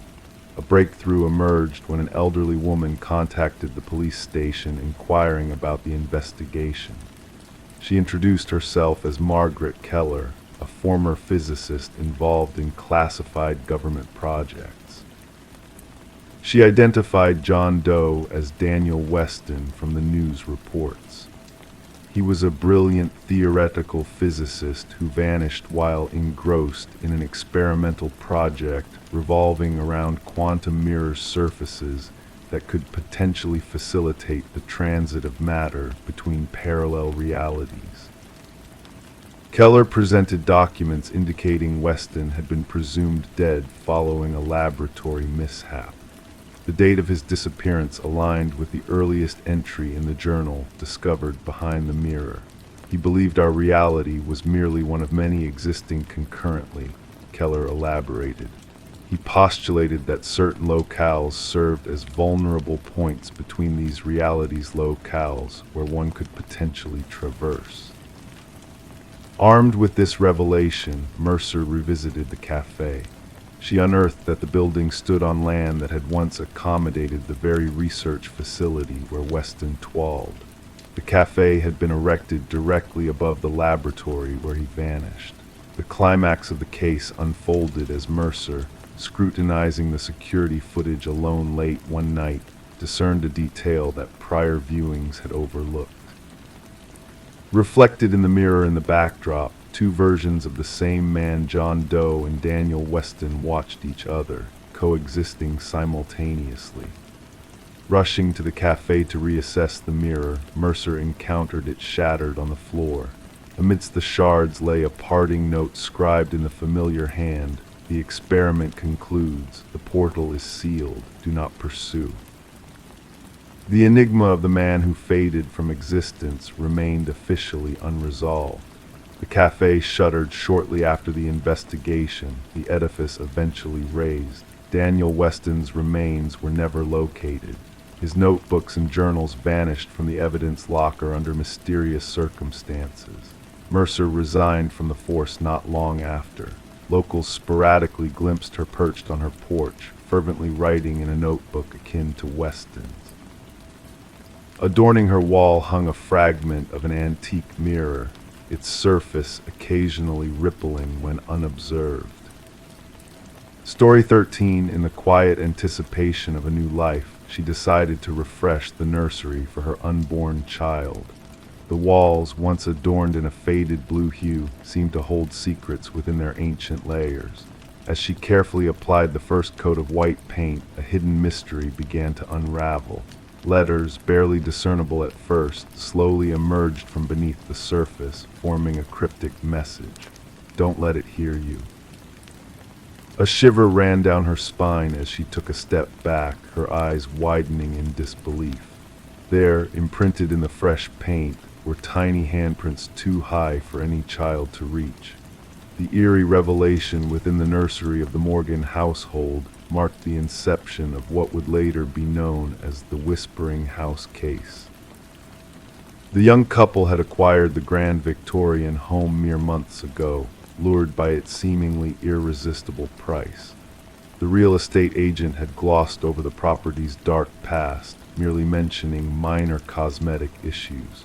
Detective Sarah Klein, with her trusty notebook in hand, arrived at the residence, greeted by a pregnant woman whose tired eyes betrayed her lack of sleep. Trembling, she recounted the unsettling discovery of the hidden message and the ghostly handprints. The woman shared the unnerving tale of the previous owner's abrupt departure in the dead of night, leaving behind a trail of mystery. Detective Klein, her footsteps echoing through the aged corridors of the historic house, made her way to the nursery. There, on the partially painted wall, the haunting message still lingered, accompanied by 5 child-sized handprints etched in wet paint at an adult's height. Back at the precinct, the detective delved into the property's records, uncovering a pattern of transient ownership over the past 3 decades. More chilling were the reports of child welfare issues filed by several families, detailing whispers and unseen entities haunting the children in the house. Further investigation unveiled the house's dark history under the ownership of Eleanor Blackwood, a wealthy widow who ran an orphanage on the premises. The unsolved disappearance of 5 children under her care cast a grim shadow over the once grand estate. Stories of spectral activities within the house intertwined with the tragic fate of the orphaned children. As Detective Klein pieced together the puzzle, a forensic linguist confirmed the eerie writing on the walls matched Eleanor's handwriting, while the identical handprints persisted across generations of children who had lived in the house. Upon obtaining permission from the current owners, the detective authorized a scan of the basement, revealing chilling evidence of child-sized shapes beneath the concrete floor. The subsequent excavation unearthed the remains of the 5 missing orphans, their identities confirmed by engraved pendants. A haunting discovery awaited in the nursery as luminol revealed countless handprints invisible to the naked eye, a testament to the children's attempts to escape their tragic fate. Eleanor's journals, retrieved from the archives, exposed her macabre intentions of siphoning the life force of orphaned children. The case concluded with a somber burial for the victims, their names finally etched in history as victims of a heinous crime. The house, tainted by its dark legacy, stood abandoned as the pregnant couple refused to set foot inside again. Detective Klein documented the eerie handprints and the cryptic message, a reminder that justice had prevailed, but an ominous presence lingered within the walls. Despite the demolition of the nursery and extensive remediation efforts, whispers of children's voices persisted, driving away anyone who dared to enter. The condemned house stood as a chilling testament to the unresolved mysteries that transcended time and physical confines. Detective Klein preserved a haunting photograph of luminol handprints, a silent echo of the tragic events that had unfolded within the walls of the Whispering House. Story 14. She wiped away the mist on the mirror, gazing at her reflection. Everything seemed normal, her face, her attire. Yet a sense of unease crept in the longer she stared, a flicker caught in the corner of her eye, a subtle movement not of her own making. When she turned away, her reflection remained motionless, observing. It all began with that eerie moment in Rebecca Thorne's bathroom, a moment that set in motion a chain of events that would baffle investigators and haunt a community for years to come. Rebecca resided in a modest apartment within a serene suburban enclave, a solitary figure in a tranquil neighborhood. Known to be meticulous and reserved, she kept to herself while maintaining a polite rapport with her neighbors. Her occupation as a data analyst for a mid-sized company dictated a life governed by routine and exactitude. No one could have foreseen that she would be thrust into the center of one of the most enigmatic criminal inquiries of the era. The initial signs were subtle. Objects in Rebecca's home began to shift, inexplicably nothing missing, just rearranged. A coffee mug placed on a different shelf, books shuffled around, her toothbrush on the wrong side of the sink. She brushed off these anomalies as mere lapses in memory, attributing them to long hours spent staring at screens under the harsh glare of office lights. It wasn't until weeks later that Rebecca, unable to ignore the disturbances any longer, reached out to the authorities. Detective Marion Shaw received Rebecca's report, initially deeming it a matter best suited for mental health services rather than law enforcement. There were no tangible signs of criminal activity, no forced entry, no missing items, just a woman plagued by an inexplicable sense of unease within her own home. The turning point came with the incident involving the bathroom mirror, recounted by Rebecca in vivid detail during her subsequent meeting with the police. Security footage from a camera installed by Rebecca revealed a chilling revelation: a figure identical to her, using a key to gain entry into her apartment while she was already at work across town. Forensic examination of the footage yielded no evidence of tampering or manipulation, leading Detective Shaw to conclude that they were dealing with a doppelganger, someone who had meticulously studied Rebecca's every move to mimic her with eerie precision. The investigation unfolded with eerie fingerprints matching only Rebecca's found throughout her residence. Neighbors reported nothing amiss, just the usual comings and goings of Rebecca.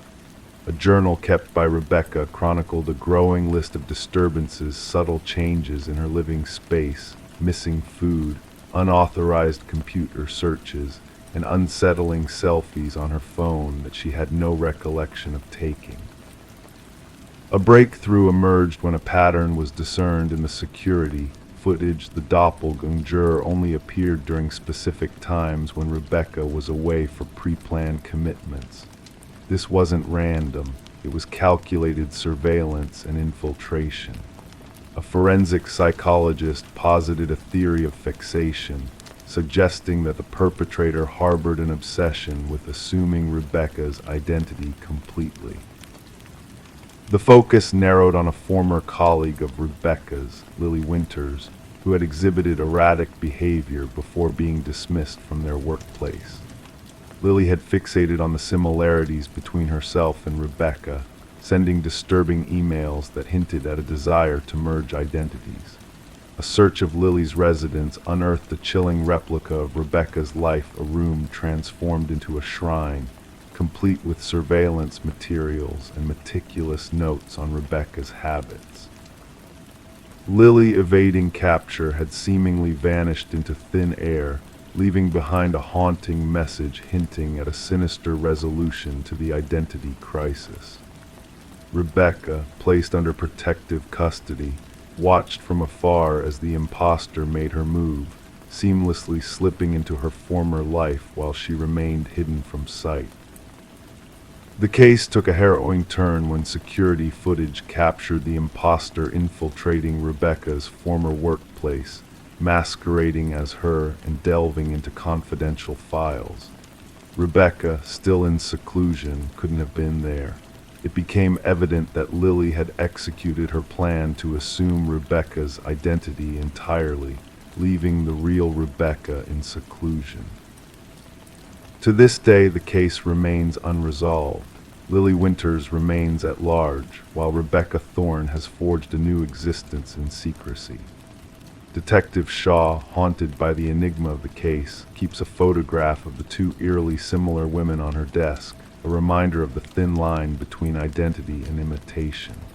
She often reflects on the chilling truth that one's identity isn't merely what is presented to the world, but a treasure to be safeguarded at all costs. And sometimes it takes a threat to realize its true worth. Story 15. In the dim light of the attic, beneath a worn blanket, lay a hidden treasure waiting to be discovered. It was a porcelain doll, its delicate features frozen in time. The doll's blue eyes, wide and unblinking, seemed to hold secrets of the past. Sarah and Michael stumbled upon it, puzzled by its presence in their new home. They brushed off the doll as just another forgotten relic, a mere decoration from a bygone era. As night descended, a subtle shift in the air unsettled the young couple. The weight of silence hung heavy around them, and a sense of unease crept into their minds. Morning light revealed a chilling surprise. The doll had vanished from the attic, only to reappear at the foot of their bed, a silent sentinel watching over them. Sarah and Michael, drawn to the allure of the Victorian house with its intricate details and enigmatic history, soon found themselves entwined in a web of mystery. Detective Rachel Winters was called to the scene of a perplexing crime, a male and female victim found in unnatural poses, their eyes wide with fear, as if trapped in a nightmare. The meticulous arrangement of the bodies hinted at a macabre display, reminiscent of a doll meticulously posed in a diorama. Detective Winters, with a keen eye for detail, sensed a deliberate intent behind the scene, before her a sinister puppet master orchestrating a twisted performance.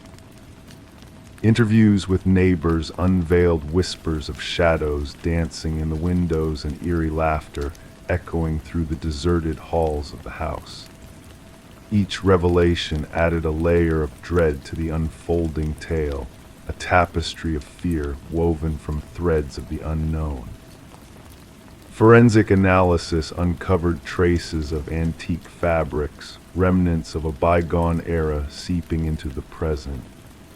The absence of tangible evidence confounded the investigators, as if the perpetrator existed beyond the realm of the physical, a ghostly presence haunting the living. Delving into the house's dark history, Detective Winters unearthed a chilling connection. A doll maker who had once called the house his home, crafting lifelike dolls infused with a haunting essence. The final creation, a replica of his deceased daughter, bore a striking resemblance to the mysterious doll found by Sarah and Michael. As the investigation deepened, a pattern emerged. Each victim had tampered with the attic space, awakening something malevolent that lurked within the walls. Old photographs whispered of a past long forgotten, capturing moments of eerie stillness where the dolls seemed to come alive, their painted eyes following unseen movements.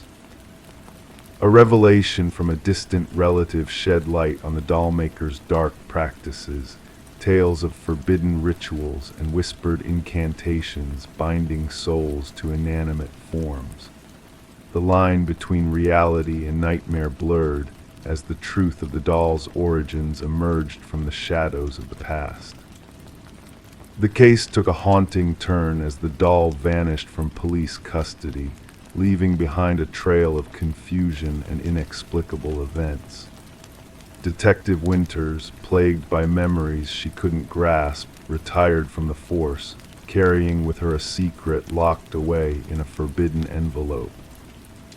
The house changed hands once more, its dark legacy shrouded in whispers and half-truths. The attic remained a silent witness to the mysteries that unfolded within its walls, a testament to the power of the past to shape the present. And though the doll was never found, its presence lingered in the quiet whispers of the night, a phantom reminder of a tale best left untold. The new owners, sensing the weight of history, chose to let the attic lie undisturbed, a sanctuary for secrets buried deep within its confines. As the years passed, the house stood as a silent sentinel, its secrets hidden from prying eyes. But on moonlit nights, a faint shadow would dance behind the attic window, and the echo of a child's laughter would drift on the wind, a ghostly reminder of a past that refused to be forgotten. Story 16. The worn envelope, its edges tinged with age, bore a fresh stamp, as if it had just embarked on its journey. The detective, with a steady hand, unfolded its contents. A single sheet of paper greeted her, the words typed hastily in an uneven font, I am sorry for what I did. A faint dampness clung to the paper, carrying with it a hint of iron. It was only upon closer inspection that the reddish smear along the bottom edge caught her attention. Not ink, human blood. Detective Sarah Morgan, well versed in the language of evidence, carefully placed the letter in an evidence bag, her gloved fingers moving with practiced precision. The forensics team's findings confirmed her suspicions. The blood on the letter matched the DNA from an unsolved homicide case that had lingered in the shadows of the department for years. The victim, a young journalist named Rebecca Warren, had been discovered in her apartment, a tragic canvas of stab wounds. Her laptop gone, her notes scattered a tale of unfinished stories. The case had grown cold, a puzzle missing its crucial piece, until this silent messenger arrived at the precinct, addressed simply to Homicide Division. The paper and envelope bore few fingerprints, only ghostly smudges hinting at a cautious sender. The postmark, a breadcrumb trail in the darkness, offered a glimmer of hope. In the dimly lit briefing room, Morgan gathered her team amidst a tapestry of crime scene photos and dead-end leads. Pinning the image of the letter at the heart of the chaos, she spoke softly. "This changes everything. Our killer carries the weight of regret." Detective James Chen, her steadfast partner, studied the letter with a wary eye. Or perhaps it's a masquerade, a theatrical performance to deceive us, he proposed, his voice a whisper in the stillness. The forensics team unraveled the mystery of the typewriter's ancient origins, a relic lost to time but not to memory. They combed through antique shops and collectors' troves, chasing echoes of the past. As their pursuit gained momentum, they delved into Rebecca's world, a tapestry woven with threads of determination and truth-seeking. Her investigations had led her to the doorstep of a wealthy family entangled in a web of secrets and shadows. Rebecca's boyfriend, Michael Barnes, once a pillar of support, now stood under the harsh light of suspicion. His demeanor shifted, a dance of unease betraying his facade. She spoke of a shadow following her. His voice trembled, bearing the weight of words left unspoken. As the tendrils of the investigation reached further, a second letter arrived, echoing the first with its crimson signature. The confession spilled across the page, a tale of truths buried beneath layers of deceit. The family's mansion beckoned, a stage set for revelations. In the shadow of the patriarch's estate, Richard, the eldest son, stood guard over his collection of antiquities, a facade of innocence slipping with each careful question. The truth, a silent spectator, awaited its unveiling. Elinor, the youngest daughter, held the key to the puzzle, her stationery a damning link in the chain of events. The hidden room whispered secrets, unveiling a tapestry of obsession and betrayal. The threads of fate intertwined as the connections between Richard and Michael unraveled, a sinister dance of greed and desperation. The courtroom became a theater of justice, where truth and lies collided in a final act of reckoning. Amidst the echoes of a shattered life, Detective Morgan stood before Rebecca's parents, offering solace in the shadow of their loss. The letters, stained with the weight of guilt, stood as silent witnesses to the unraveling of a perfect crime. In the quiet aftermath, the case of Rebecca Warren became a lesson in the art of deduction, a reminder that even the most carefully woven lies can be unraveled by the steady hand of justice. And so, the old typewriter whispered its secrets, a lullaby of closure in the stillness of the night. Story 17, The Enigmatic Walls. The new occupants of the Victorian-era house never anticipated the secrets hidden behind its peeling wallpaper. Michael and Sarah Klein found themselves unwittingly drawn into a mystery that transcended time and sanity. Initially, the couple saw it as a minor inconvenience, a water stain marring the master bedroom's floral wallpaper. Yet, as they delved deeper, they unearthed a narrative that defied logic. Layers of history unfolded before them, each one whispering a different tale. Beneath the surface, etched in ink, was a name that echoed through the ages, Alina Winters. The name, repeated endlessly in a frantic, uneven scrawl, captivated their imaginations and sent shivers down their spines. Intrigued by this enigmatic discovery, Michael and Sarah embarked on a quest for answers. Their search led them down a digital rabbit hole, where they stumbled upon a chilling revelation, a missing persons case from decades past, featuring a woman who bore an uncanny resemblance to the previous homeowner, Margaret Cavendish. Margaret, with her silver-streaked dark hair and elegant demeanor, had left behind more than just a house. She had left behind a trail of unanswered questions and a legacy of uncertainty. As the Kleins peeled back the layers of the past, they found themselves entwined in a web of deceit and tragedy. Alina Winters, the missing woman from years gone by, seemed to reach out to them from beyond the grave, urging them to uncover the truth. Their nights were consumed by relentless research and relentless pursuit of the elusive Margaret Cavendish.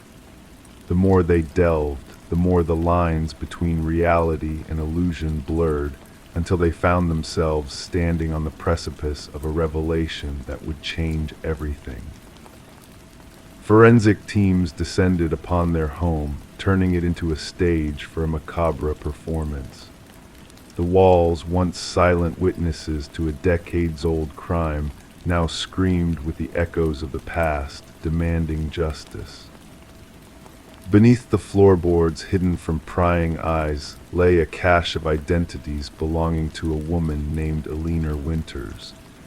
Each card bore a different name, a different persona, all converging on the enigma that was Margaret Cavendish. But the most chilling discovery was yet to come.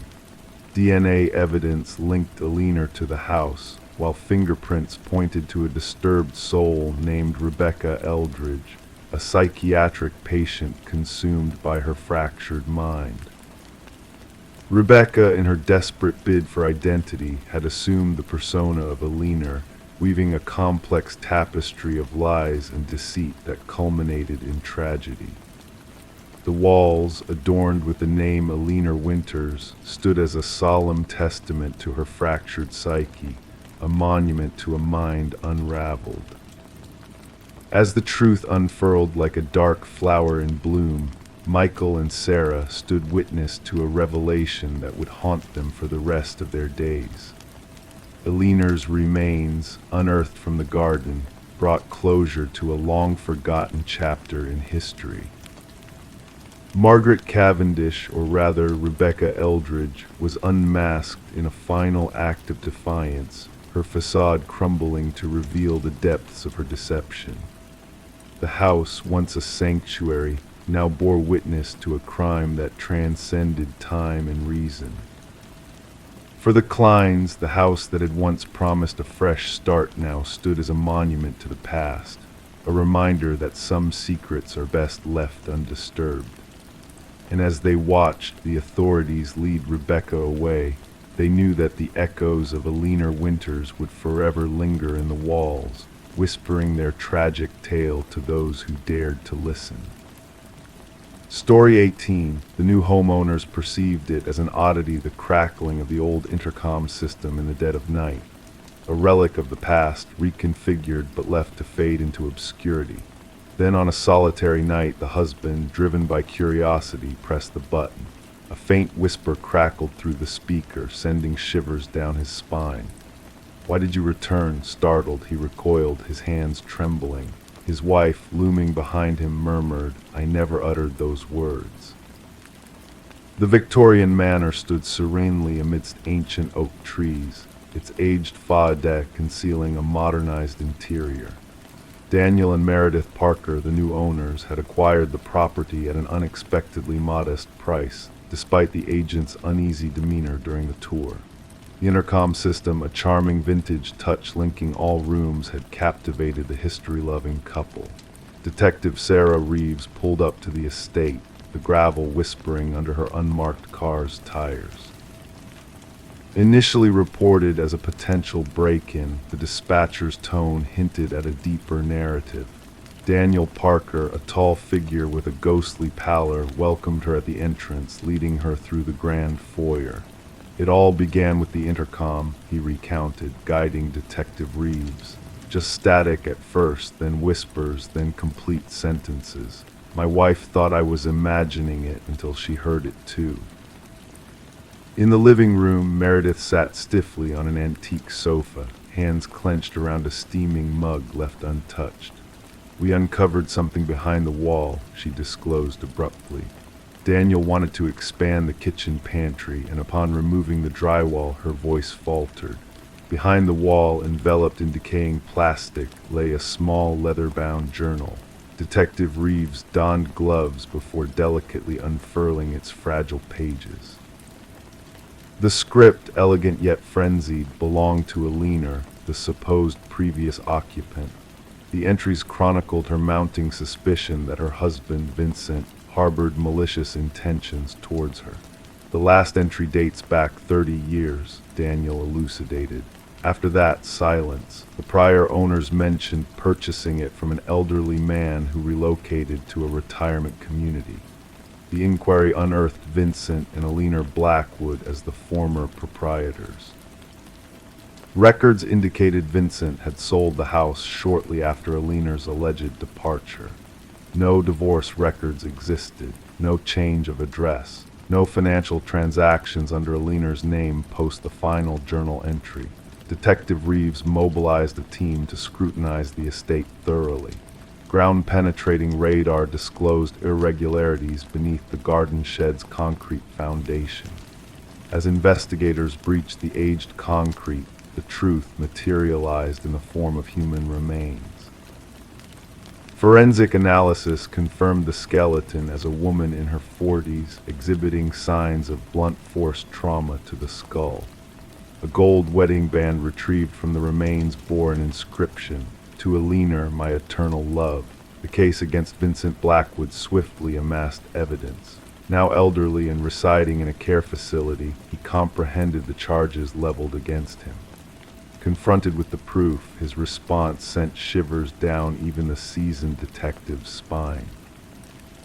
"She wouldn't cease her chatter," Vincent uttered, his voice chillingly composed.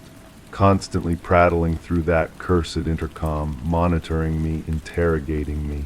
I disconnected it, yet she rewired it herself, claiming she always wanted to reach me, regardless of my location in the house." His vacant gaze lifted.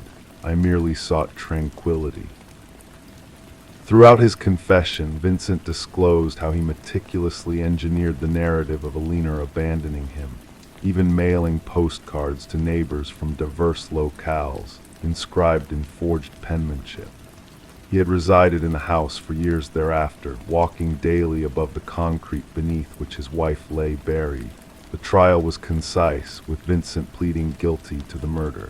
The presiding judge noted the premeditated nature of the crime and the decades-long deceit that ensued. Daniel and Meredith eventually relinquished the estate, unable to dwell there after uncovering its grim past. Before their departure, they conducted a memorial for Alina in the restored garden post the investigation. The intercom system was dismantled during subsequent renovations by the new residents.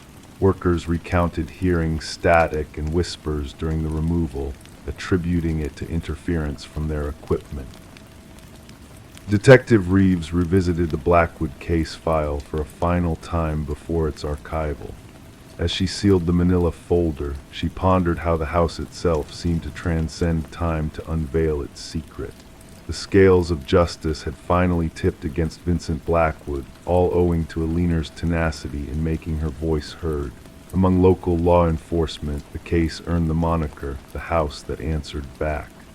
Occasionally, Detective Reeves would pass by the estate on her way home. She never halted, yet she would decelerate, windows slightly ajar, attuned to whispers carried by the wind. Story 19.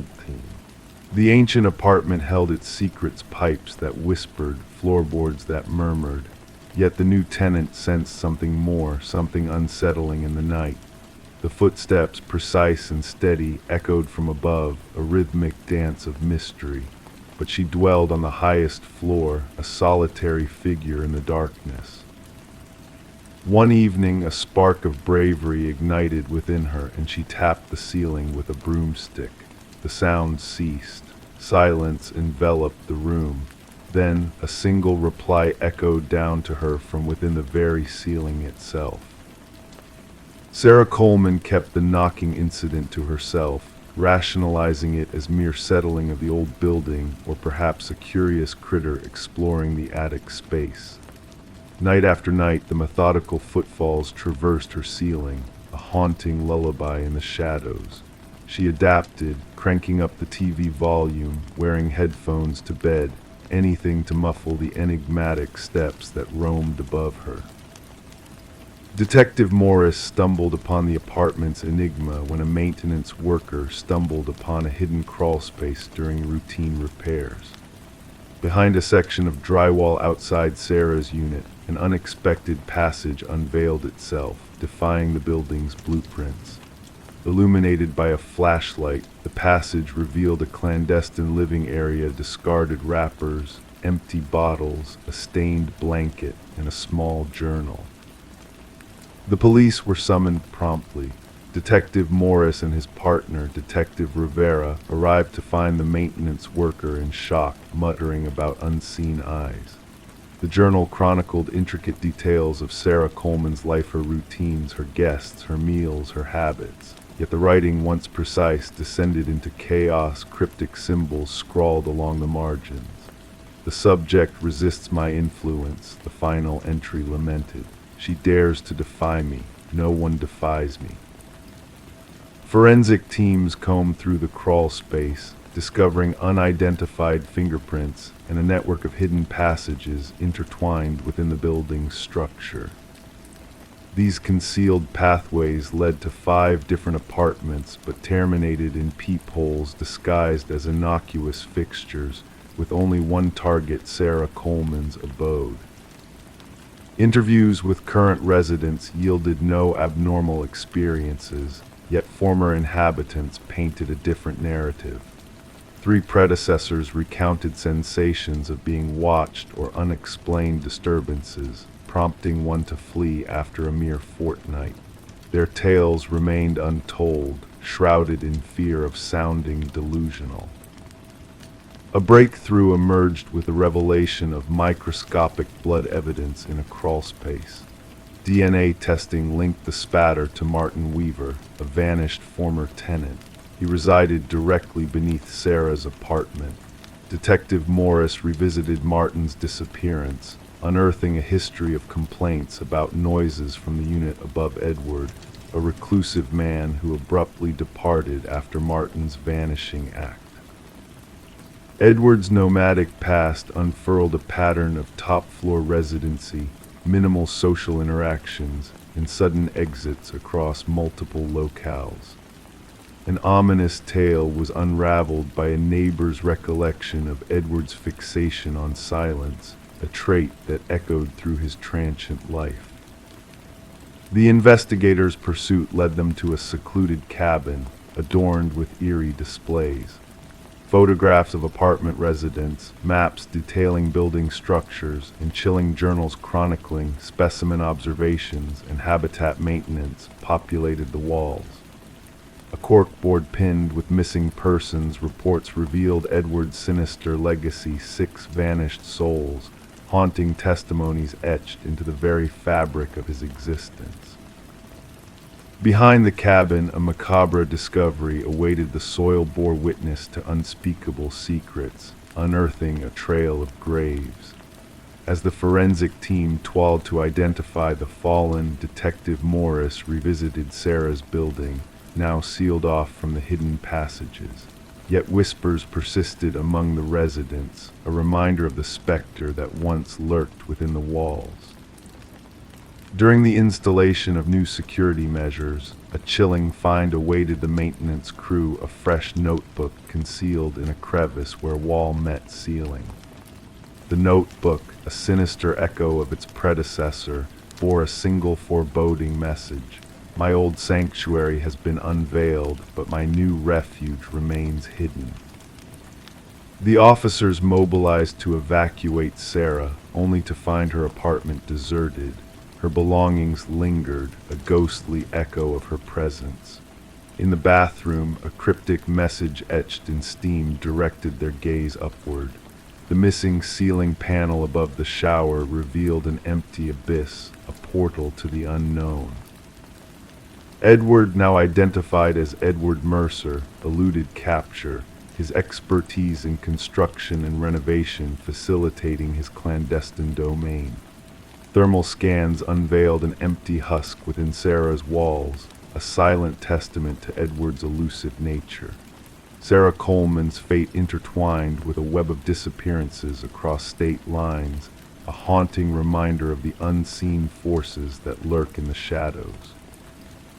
Detective Morris, haunted by the echoes of Sarah's plight, found solace in the nocturnal hours, pondering the unseen listeners in the quiet of his own home.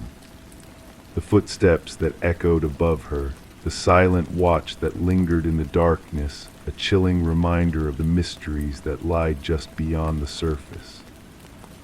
Story 20, the aged apartment exuded a sense of history, its walls holding secrets whispered through time.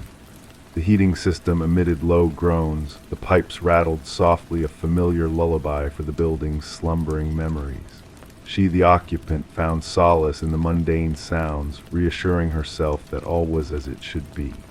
Until one night, a subtle voice breached the usual symphony of creaks and sighs, drifting through the vents like a ghostly echo. It wasn't a distant conversation or a passing noise. It was a whisper, delicate yet distinct, calling her name with a haunting familiarity. Heart racing, she leaned in closer, pressing her ear against the metal grate. A chill breeze grazed her cheek, carrying with it a soft, almost playful message. I know you can hear me. Detective Morgan Shaw lingered in the stillness of the vacant apartment, her presence a silent sentinel amid the investigative flurry. The forensics team meticulously combed through the space, their camera flashes freezing moments in time. The missing woman, Alina Reeves, had left behind a void that led to this chilling discovery. The building's neglect had shrouded the truth until the scent of decay could no longer be ignored. Officer Patel recited details from his notepad, recounting Alina's claims of voices from the vents, dismissed as mere quirks of an old building by the indifferent management. Shaw knelt by the vent, tracing the desperate claw marks etched into the metal. These were not marks of repair, but of desperation, of a soul trapped within seeking escape. The realization sent shivers down her spine. Alina, a beloved teacher with a penchant for nurturing life, had succumbed to unseen forces that whispered malevolently through the shadows. Her disappearance had sent ripples of fear through those who knew her, a sense of unease that lingered like a phantom presence. Her sister's trembling voice unveiled a narrative of escalating paranoia, of a tormentor who lurked within the very walls of her sanctuary. Shaw's gaze swept across the apartment, piecing together a puzzle of dread. The signs were subtle, yet telling: a chair beneath the vent, a bed meticulously made, a mug abandoned in haste. Each detail whispered of a presence unseen but deeply felt, a watcher in the shadows. The evidence unraveled a tapestry of horror. Fibers from Alina's cardigan trapped in the vent, a foreign fingerprint on the vent cover, and haunting recordings of whispered conversations that echoed in Shaw's ears like distant pleas for help. The building, a silent witness to a disturbing history, harbored its ghosts within the walls. Previous tenants had fled in haste, their sanity fraying at the seams as whispers plagued their sleep. Harold Weber, the custodian of keys and secrets, bore the weight of suspicion with an unsettling calm, his facade cracking under Shaw's unyielding gaze. A hidden passage revealed a realm of shadows where an unseen predator had dwelled, feeding on fear and feeding on souls. Shaw's pursuit led to Weber's lair, a sterile domain tainted by his twisted obsessions. The recordings, the artifacts, the chilling journal entries painted a portrait of a man possessed by a malevolent bond with the building and its inhabitants. As the truth unfurled, a chilling certainty settled in Shaw's heart. Elena had been lured into the labyrinthine vents, her trust betrayed by the whispers that promised solace but delivered only despair. Weber's arrest brought a semblance of closure, but the echoes of his deeds reverberated through the building's very foundations. The trial was a harrowing testament to human darkness, where insanity clashed with meticulous malevolence. The verdict, swift and decisive, could not dispel the lingering shadows that haunted Shaw's dreams. Weber's parting words echoed in her mind, a chilling reminder of the whispers that lingered in the walls, a spectral chorus of the forgotten and the forsaken.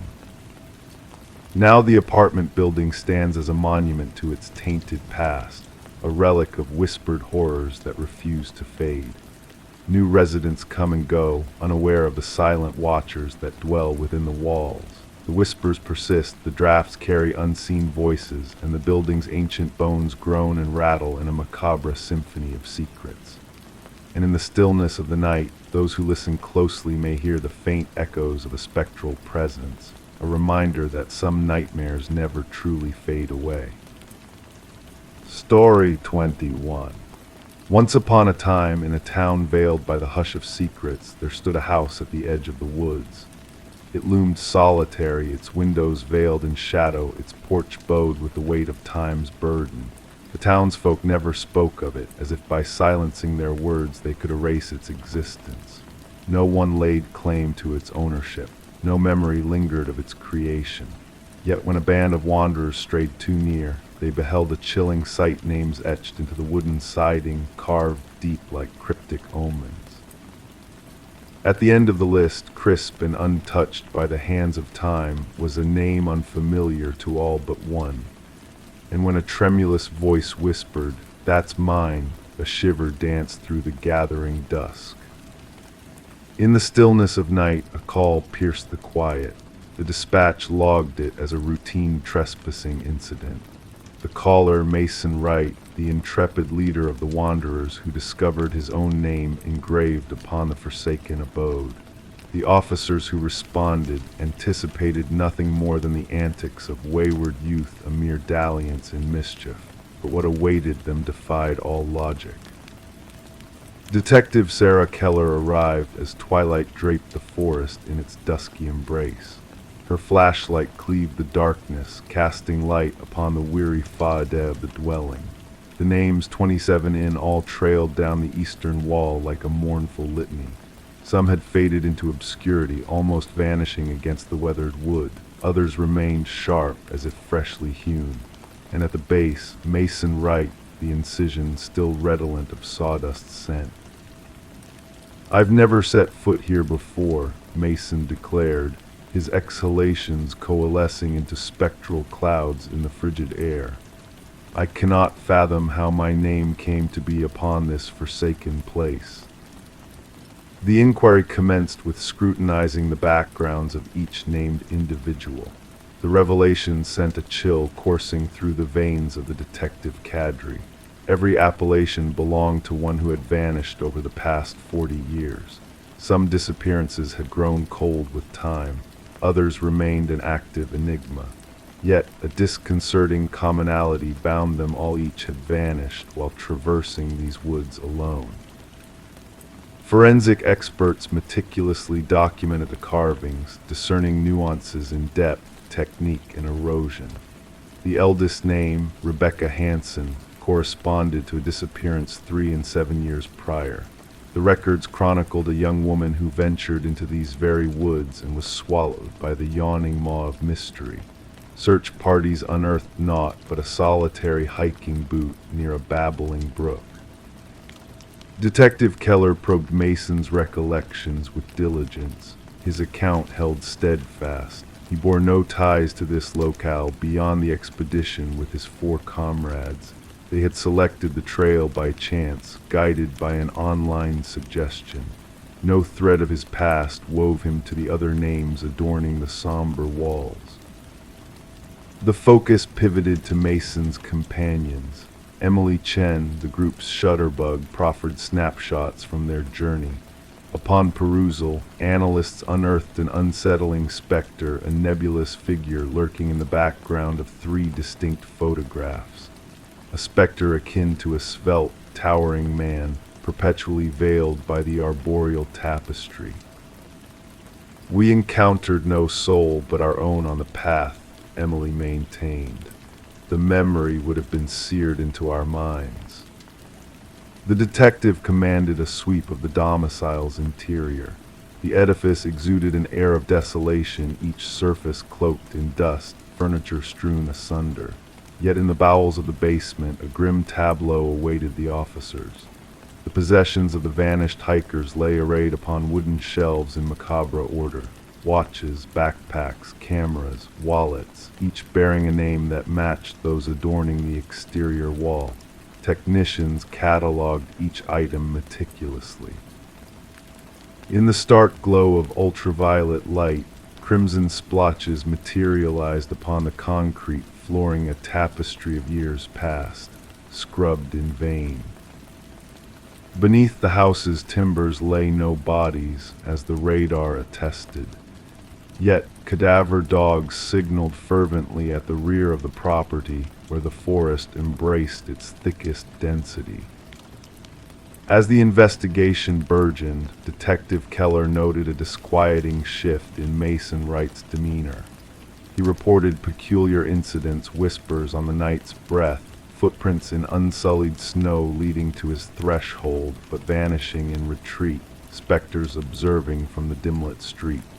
An officer was assigned to safeguard him, yet his paranoia burgeoned unrelentingly.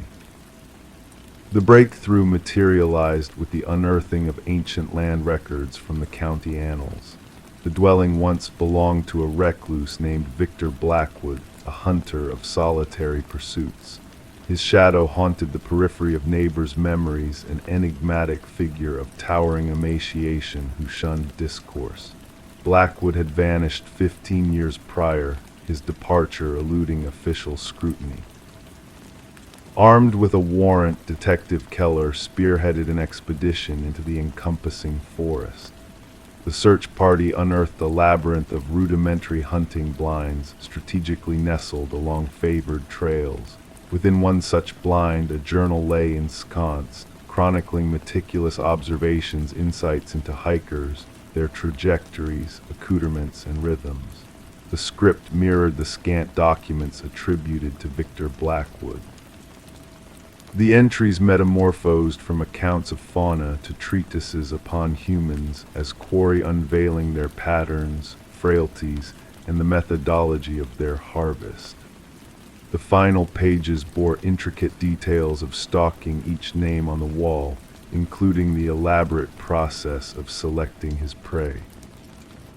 The manhunt for Blackwood surged across multiple jurisdictions. Helicopters equipped with thermal optics scoured the verdant expanse. Tactical squads combed every crevice and hollow, yet the specter of the suspect eluded their grasp. Mason Wright's phone fell silent. Officers dispatched to his abode discovered an unlocked portal and vacant chambers. Upon his bedroom wall, a fresh incision proclaimed, "The hunter becomes the hunted." The quest for Mason persisted fruitlessly for weeks. Then, amidst a secondary sweep of Blackwood's abode, forensic technicians unearthed a harrowing secret. Concealed behind a false partition in the basement, a workshop lay in repose an arsenal of woodworking implements, vats of timber preservatives, and a freshly carved plank bearing a new name yet unmounted upon the external wall. The appellation was one that resonated profoundly with Detective Keller, an appellation that belonged to the chief forensic analyst who had surveyed the premises during the initial inquiry. This analyst had called in sick that fateful dawn, eluding all attempts at contact. Authorities erected a vigilant cordon around the dwelling. Cameras stood sentry, capturing each approach. Motion detectors lay in wait for any intrusion. The snare was set. 3 nights hence the sensors roused the sentries with a shrill alarm. Surveillance footage captured a figure materializing from the woods, a figure of implausible height and gauntness, moving with an eerie fluidity. The apparition strode unerringly toward the house, heedless of the vigilant gaze. As the tactical units closed in, the cameras faltered for a fleeting moment. Upon restoration, the figure had vanished into the ether. To this day, the house remains under perpetual surveillance. Mason Wright and the forensic analyst were never recovered. The quest endures, with fresh resources allocated as akin disappearances surface in far-flung woodlands. The names etched upon the wall have transcended into legend among law enforcers. Some dare not speak them aloud, others shun the case entirely. And the local wayfarers steer clear of the house, fearful that even a whisper of its existence may bind their names to that dread the roster of the unspoken names. Story 22. In the dim light of the dusty attic, Sarah Winters uncovered a box labeled Memories among her late mother's belongings. Within it lay a collection of faded Polaroid photographs, each capturing moments of joy and togetherness from her childhood. One photo, in particular, caught her eye, a snapshot from her 7th birthday party. Amidst the smiling faces and flickering candles, there was something unsettling. A shadowy figure loomed in the background, barely noticeable at first glance. As Sarah sifted through more photos, the figure became clearer, moving closer with each passing moment captured on film. In a state of unease, Sarah reached out to her father, seeking answers to the mystery that now haunted her. But his response only deepened the mystery, as he denied any knowledge of the unknown man in the photographs. Determined to unravel the truth, Sarah sought the help of Detective Marcus Reed. Together, they examined the eerie progression of the figure in the photos, his presence growing more ominous with each frame. Despite their efforts, no one could identify the mysterious man. His elusive nature confounded even the most advanced facial recognition technology, as if he existed only within the confines of the photographs. As the investigation unfolded, startling revelations emerged. The figure in the photos bore a striking resemblance to a long-missing maintenance worker named Robert Keller, who had once been linked to unsolved child abductions in the area. With each piece of evidence uncovered, a chilling pattern emerged. Keller had access to the rental properties where the family gatherings took place, properties that had been the backdrop for tragic disappearances over the years. Through painstaking detective work, the truth came to light. Keller had hidden in plain sight, his true nature obscured by shadows and secrets. The buried remains found near one of the properties confirmed the darkest suspicions. The figure in the photos had been a predator lurking in the background, unnoticed until now. As Sarah reflected on the revelations that had shattered the fa de of her past, she understood the power of unseen threats, the hidden figures that move through life's celebrations undetected, leaving behind only traces in faded photographs. The box of memories now held a different significance, a testament to the twisted truths that lay beneath the surface of seemingly happy moments. And as Sarah closed the lid on the unsettling chapter that had unfolded, she knew that some mysteries were meant to remain buried in the shadows of time. Story 23. The aging library faced its fate, slated for destruction by the relentless march of progress. The work crew toiled tirelessly, nearing the end of their task when a serendipitous stumble revealed a hidden secret. A worker, his fingers brushing along the dusty bookshelf, felt a subtle click beneath his touch. With a faint creak, the entire shelf swung open, unveiling a concealed passage leading to a forgotten chamber. The air within hung heavy, a time capsule untouched for decades. In the barren room, devoid of furnishings save for a solitary chair firmly bolted to the floor, a chilling message marred the walls: "I am still here." The construction foreman wasted no time, swiftly contacting the authorities.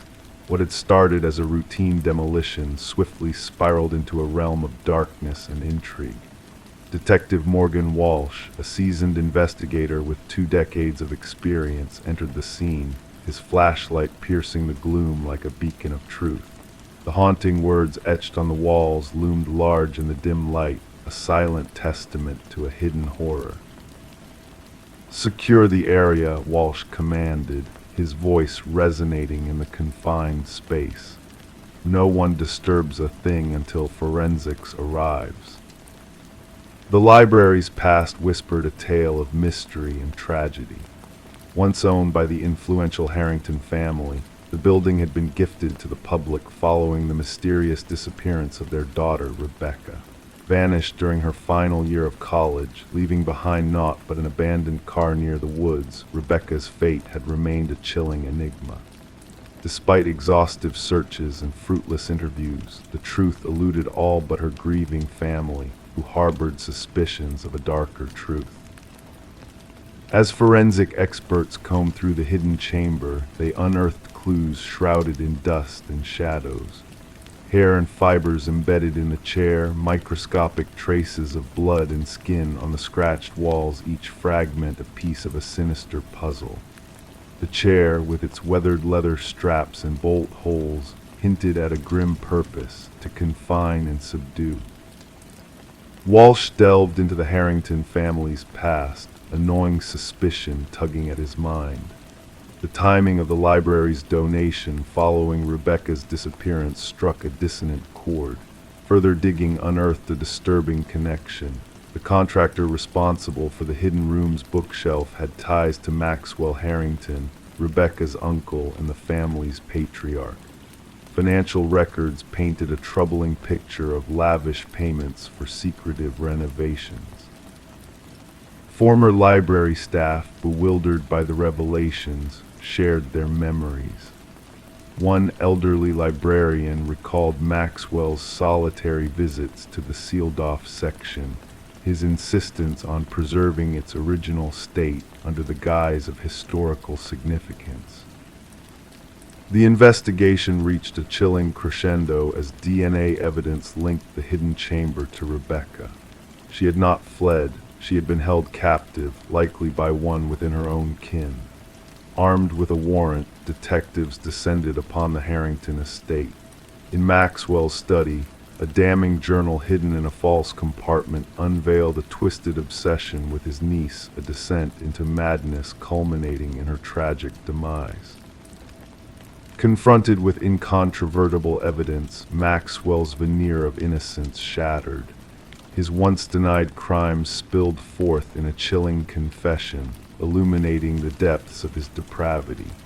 Rebecca's final moments, a desperate bid for freedom that ended in tragedy, were laid bare. Beneath the floorboards of the hidden room, Rebecca's remains lay in silent accusation, her silver bracelet a poignant reminder of a life cut short. Maxwell's sentence brought a modicum of closure, though the shadow of grief lingered over the Harrington family, their lives forever altered by the revelation of unspeakable horrors.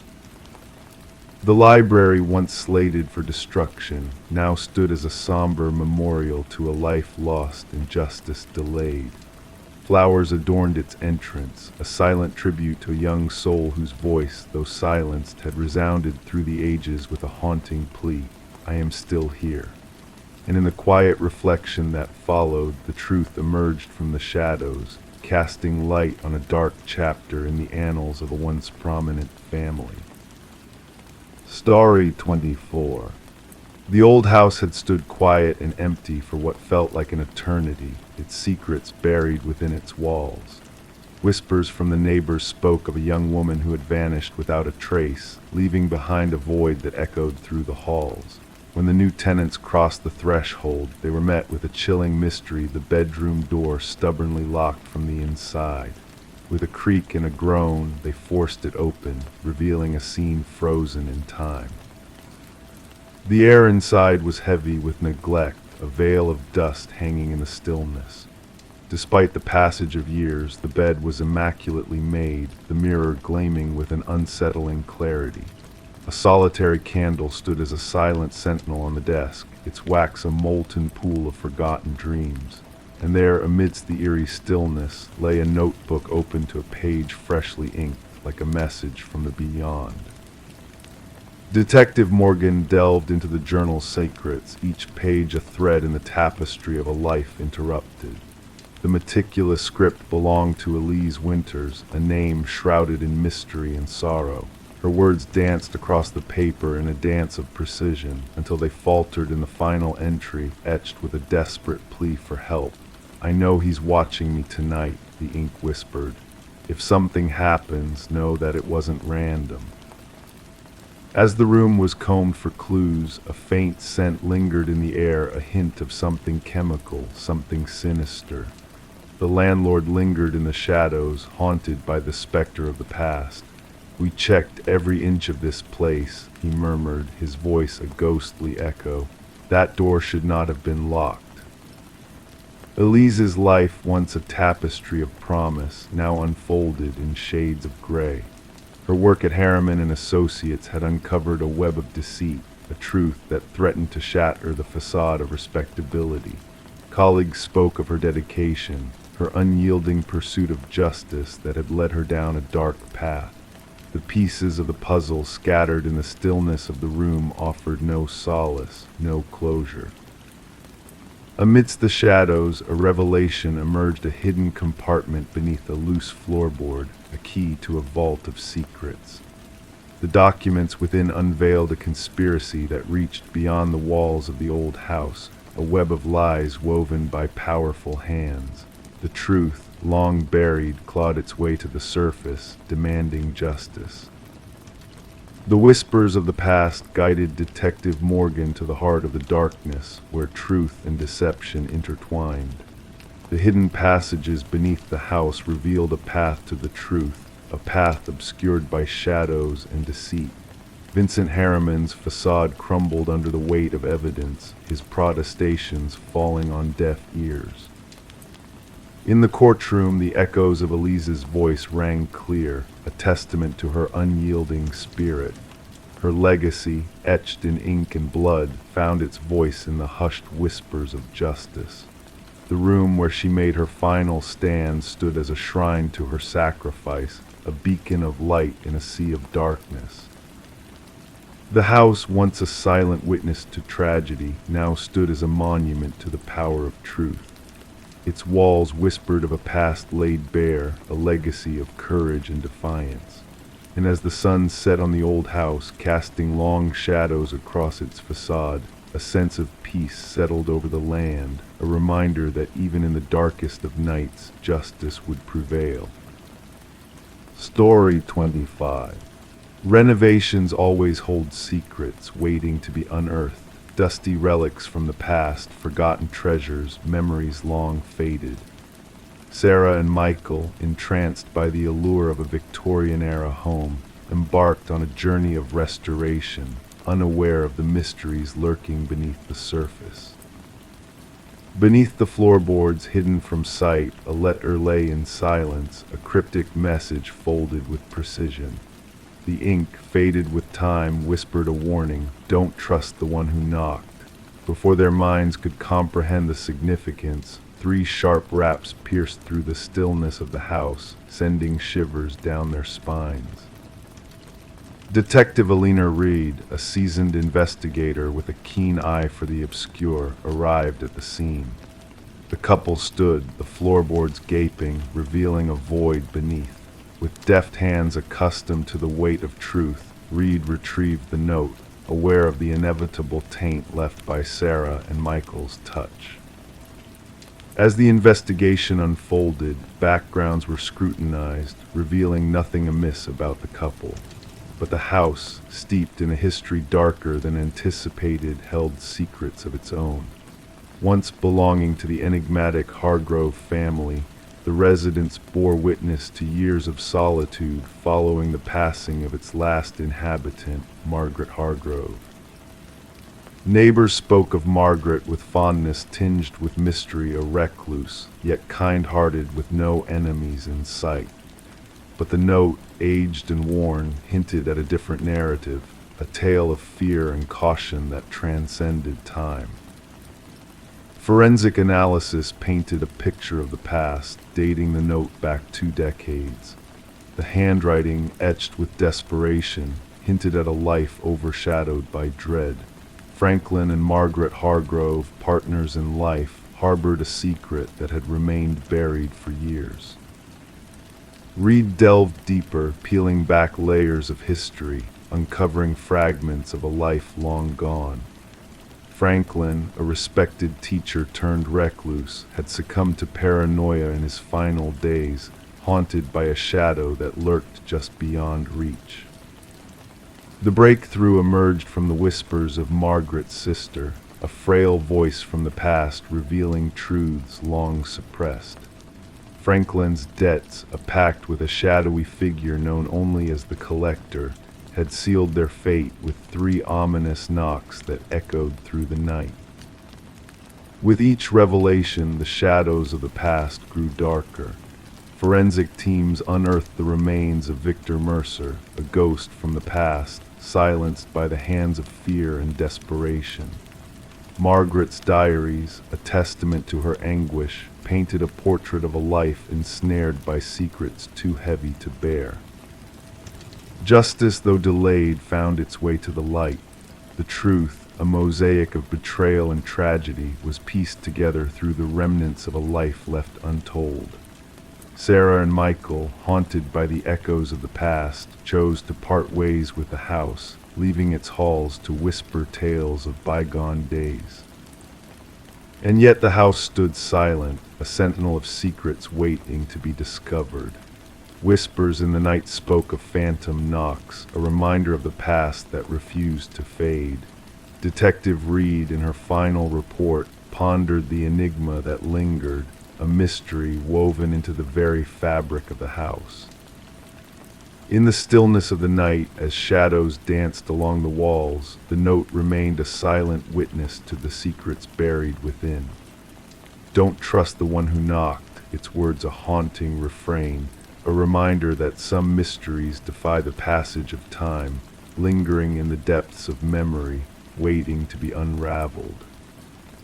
Story 26, nestled within the heart of the small cottage, a secret lay hidden beneath the unsuspecting floorboards. When Sarah Coleman's foot nudged a loose plank, a subtle shift awakened a dormant mystery. Intrigued, she knelt down, her fingers tracing the edges of the displaced board, sensing the concealed void below. The floor, once thought solid, now whispered of hidden truths waiting to be unveiled. With cautious determination, Sarah lifted the boards, unveiling a shadowy, narrow abyss beneath the foundation of her new abode. At first glance, the darkness revealed nothing but layers of dust and tangled cobwebs. Yet as her eyes adjusted to the dim light, shapes emerged from the shadows: a mattress, a chair, and in the far corner, a weathered notebook adorned with pages inked with a single name, her own name, repeated endlessly. Detective Morgan Reed stood beside Sarah, observing the scene unfolding before them. The flicker of fear in Sarah's gaze transcended mere surprise. It spoke of a deeper violation, a disruption of the sanctuary she had sought within these walls.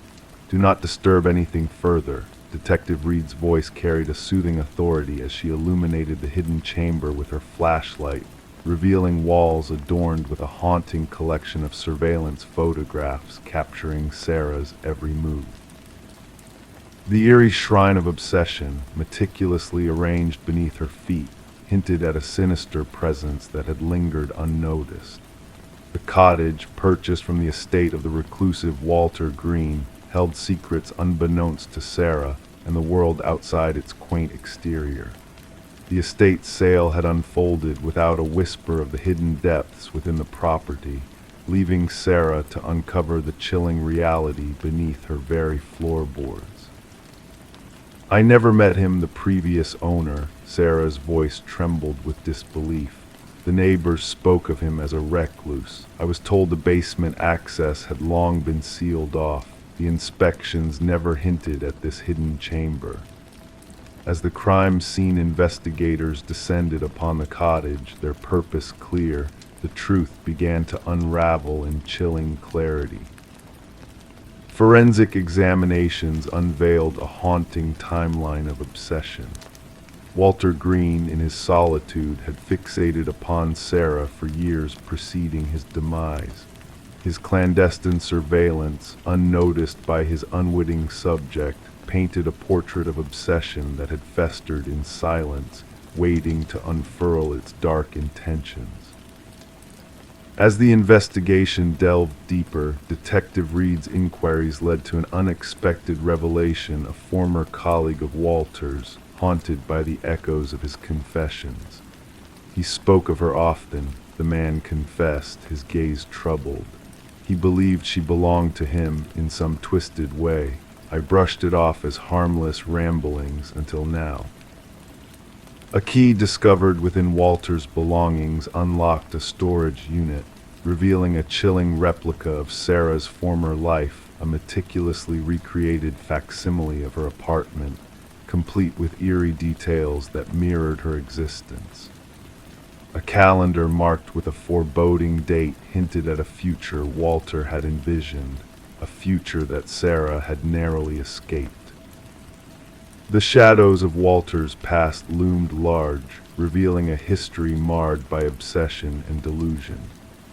His fixation on Sarah, born from a lifetime of untreated mental illness, had blossomed into a dangerous fantasy that had nearly claimed an unsuspecting victim. As Sarah bid farewell to the cottage tainted by unseen horrors, she found solace in a fresh start far from the shadows of the past. Detective Reed, a silent guardian, watched over her from a distance, a silent sentinel against the specter of what could have been. The cottage, now passed on to new hands, stood as a silent witness to the unseen dangers that lurked beneath the surface of ordinary lives. The hidden chamber, sealed and forgotten, whispered of a darkness that had been vanquished but not forgotten, a reminder that sometimes the greatest threats lie hidden in plain sight, waiting to be revealed in the stillness of the night. Story 27. The apartment lay silent and empty for months, a hushed witness to secrets untold. When the new tenants crossed the threshold, their expectations were tempered dust, perhaps a forgotten chair or two. But one door stood resolute, refusing to yield to their gentle persuasion. It was a closet, shrouded in mystery, locked from within. With a final, determined push, the landlord breached the barrier, revealing not mere coats or trinkets, but a haunting discovery. The walls bore witness to a silent struggle, etched with deep, jagged lines of desperation clawed into the wood. And nestled in the shadowed corner, an ancient flip phone lay dormant, its screen aglow with a single, unread message. Detective Morgan Shaw, a seasoned investigator with a keen intuition, felt a chill dance down her spine as she surveyed the scene. It wasn't the absence of blood or violence that unsettled her, but the silent screams etched into the wooden canvas the tale of someone trapped, fighting against the darkness. Summon forensics at once, she directed her partner, Officer Reed, who diligently captured the haunting marks with his camera, and gather the records of those who dwelled here before. The message on the phone whispered cryptically, "I know what you did." The landlord, a man of jittery nerves and evasive eyes, spoke of the previous tenant, a ghost who vanished without a trace, leaving unpaid dues behind. A quiet young woman kept to herself, left 6 moons ago. His voice wavered, skirting the haunted closet. No trouble stirred. Forensic analysis unveiled a macabre truth. Within the scratches, traces of blood intertwined with the marks, most belonging to a single soul. The missing Emma Caldwell, aged 28, reported absent from her daily life. Yet amidst the familiar DNA, 2 distinct samples emerged, one unclaimed by any database, the other belonging to a man long declared deceased. "This cannot be real," Shaw murmured, her gaze fixed upon the damning evidence. Derek Mercer, a convicted assailant supposedly lost in a tragic accident, now left his imprint on the walls of Emma's sanctuary. Emma's dwelling told a tale of unfinished existence, letters piled in neglect, a solitary mug awaiting a touch, a bed forever untouched. Her phone record sang a melody of connection abruptly severed, punctuated by a flurry of calls from an enigmatic number preceding her vanishing act. Her sister spoke of an unnamed lover, Officer Reed relayed, a shadow of intensity and solitude. Surveillance footage painted a nocturnal tableau, a mysterious figure shadowing Emma's steps, cloaked in darkness and anonymity. The elusive truth unraveled as Shaw delved deeper, connecting threads of fate and despair. Lynette Porter's vanishing 3 winters prior intertwined with Emma's plight, a spectral presence haunting the edges of their shared tragedy. Mercer's ominous presence cast a sinister shadow, his family's property harboring secrets of captivity and torment. Behind bolted doors, Lynette's frail form emerged, a survivor of Mercer's twisted games, echoing Emma's harrowing ordeal. "He forced me to witness," Lynette whispered, her eyes vacant, bearing witness to the darkness that consumed them. Journals chronicling Mercer's obsession, photographs of potential victims, and damning recordings painted a portrait of a malevolent puppeteer, reveling in the agony of his captives. The manhunt spanned miles, a relentless pursuit of a predator who thrived on fear and control. Upon Mercer's capture, his facade of calm belied a storm of malevolence brewing beneath the surface. "She penned that message herself," he claimed, his words laced with malice. She yearned for discovery, but redemption eluded her grasp. The trial unveiled a tapestry of deception, Mercer's elaborate charade of death, his twisted game of cat and mouse spanning years of hidden atrocities. As the gavel fell, sealing Mercer's fate with a life sentence, a flicker of satisfaction danced in his eyes, a private symphony of madness. Lynette Porter, a beacon of resilience, stood tall in the courtroom, her voice ringing with defiance.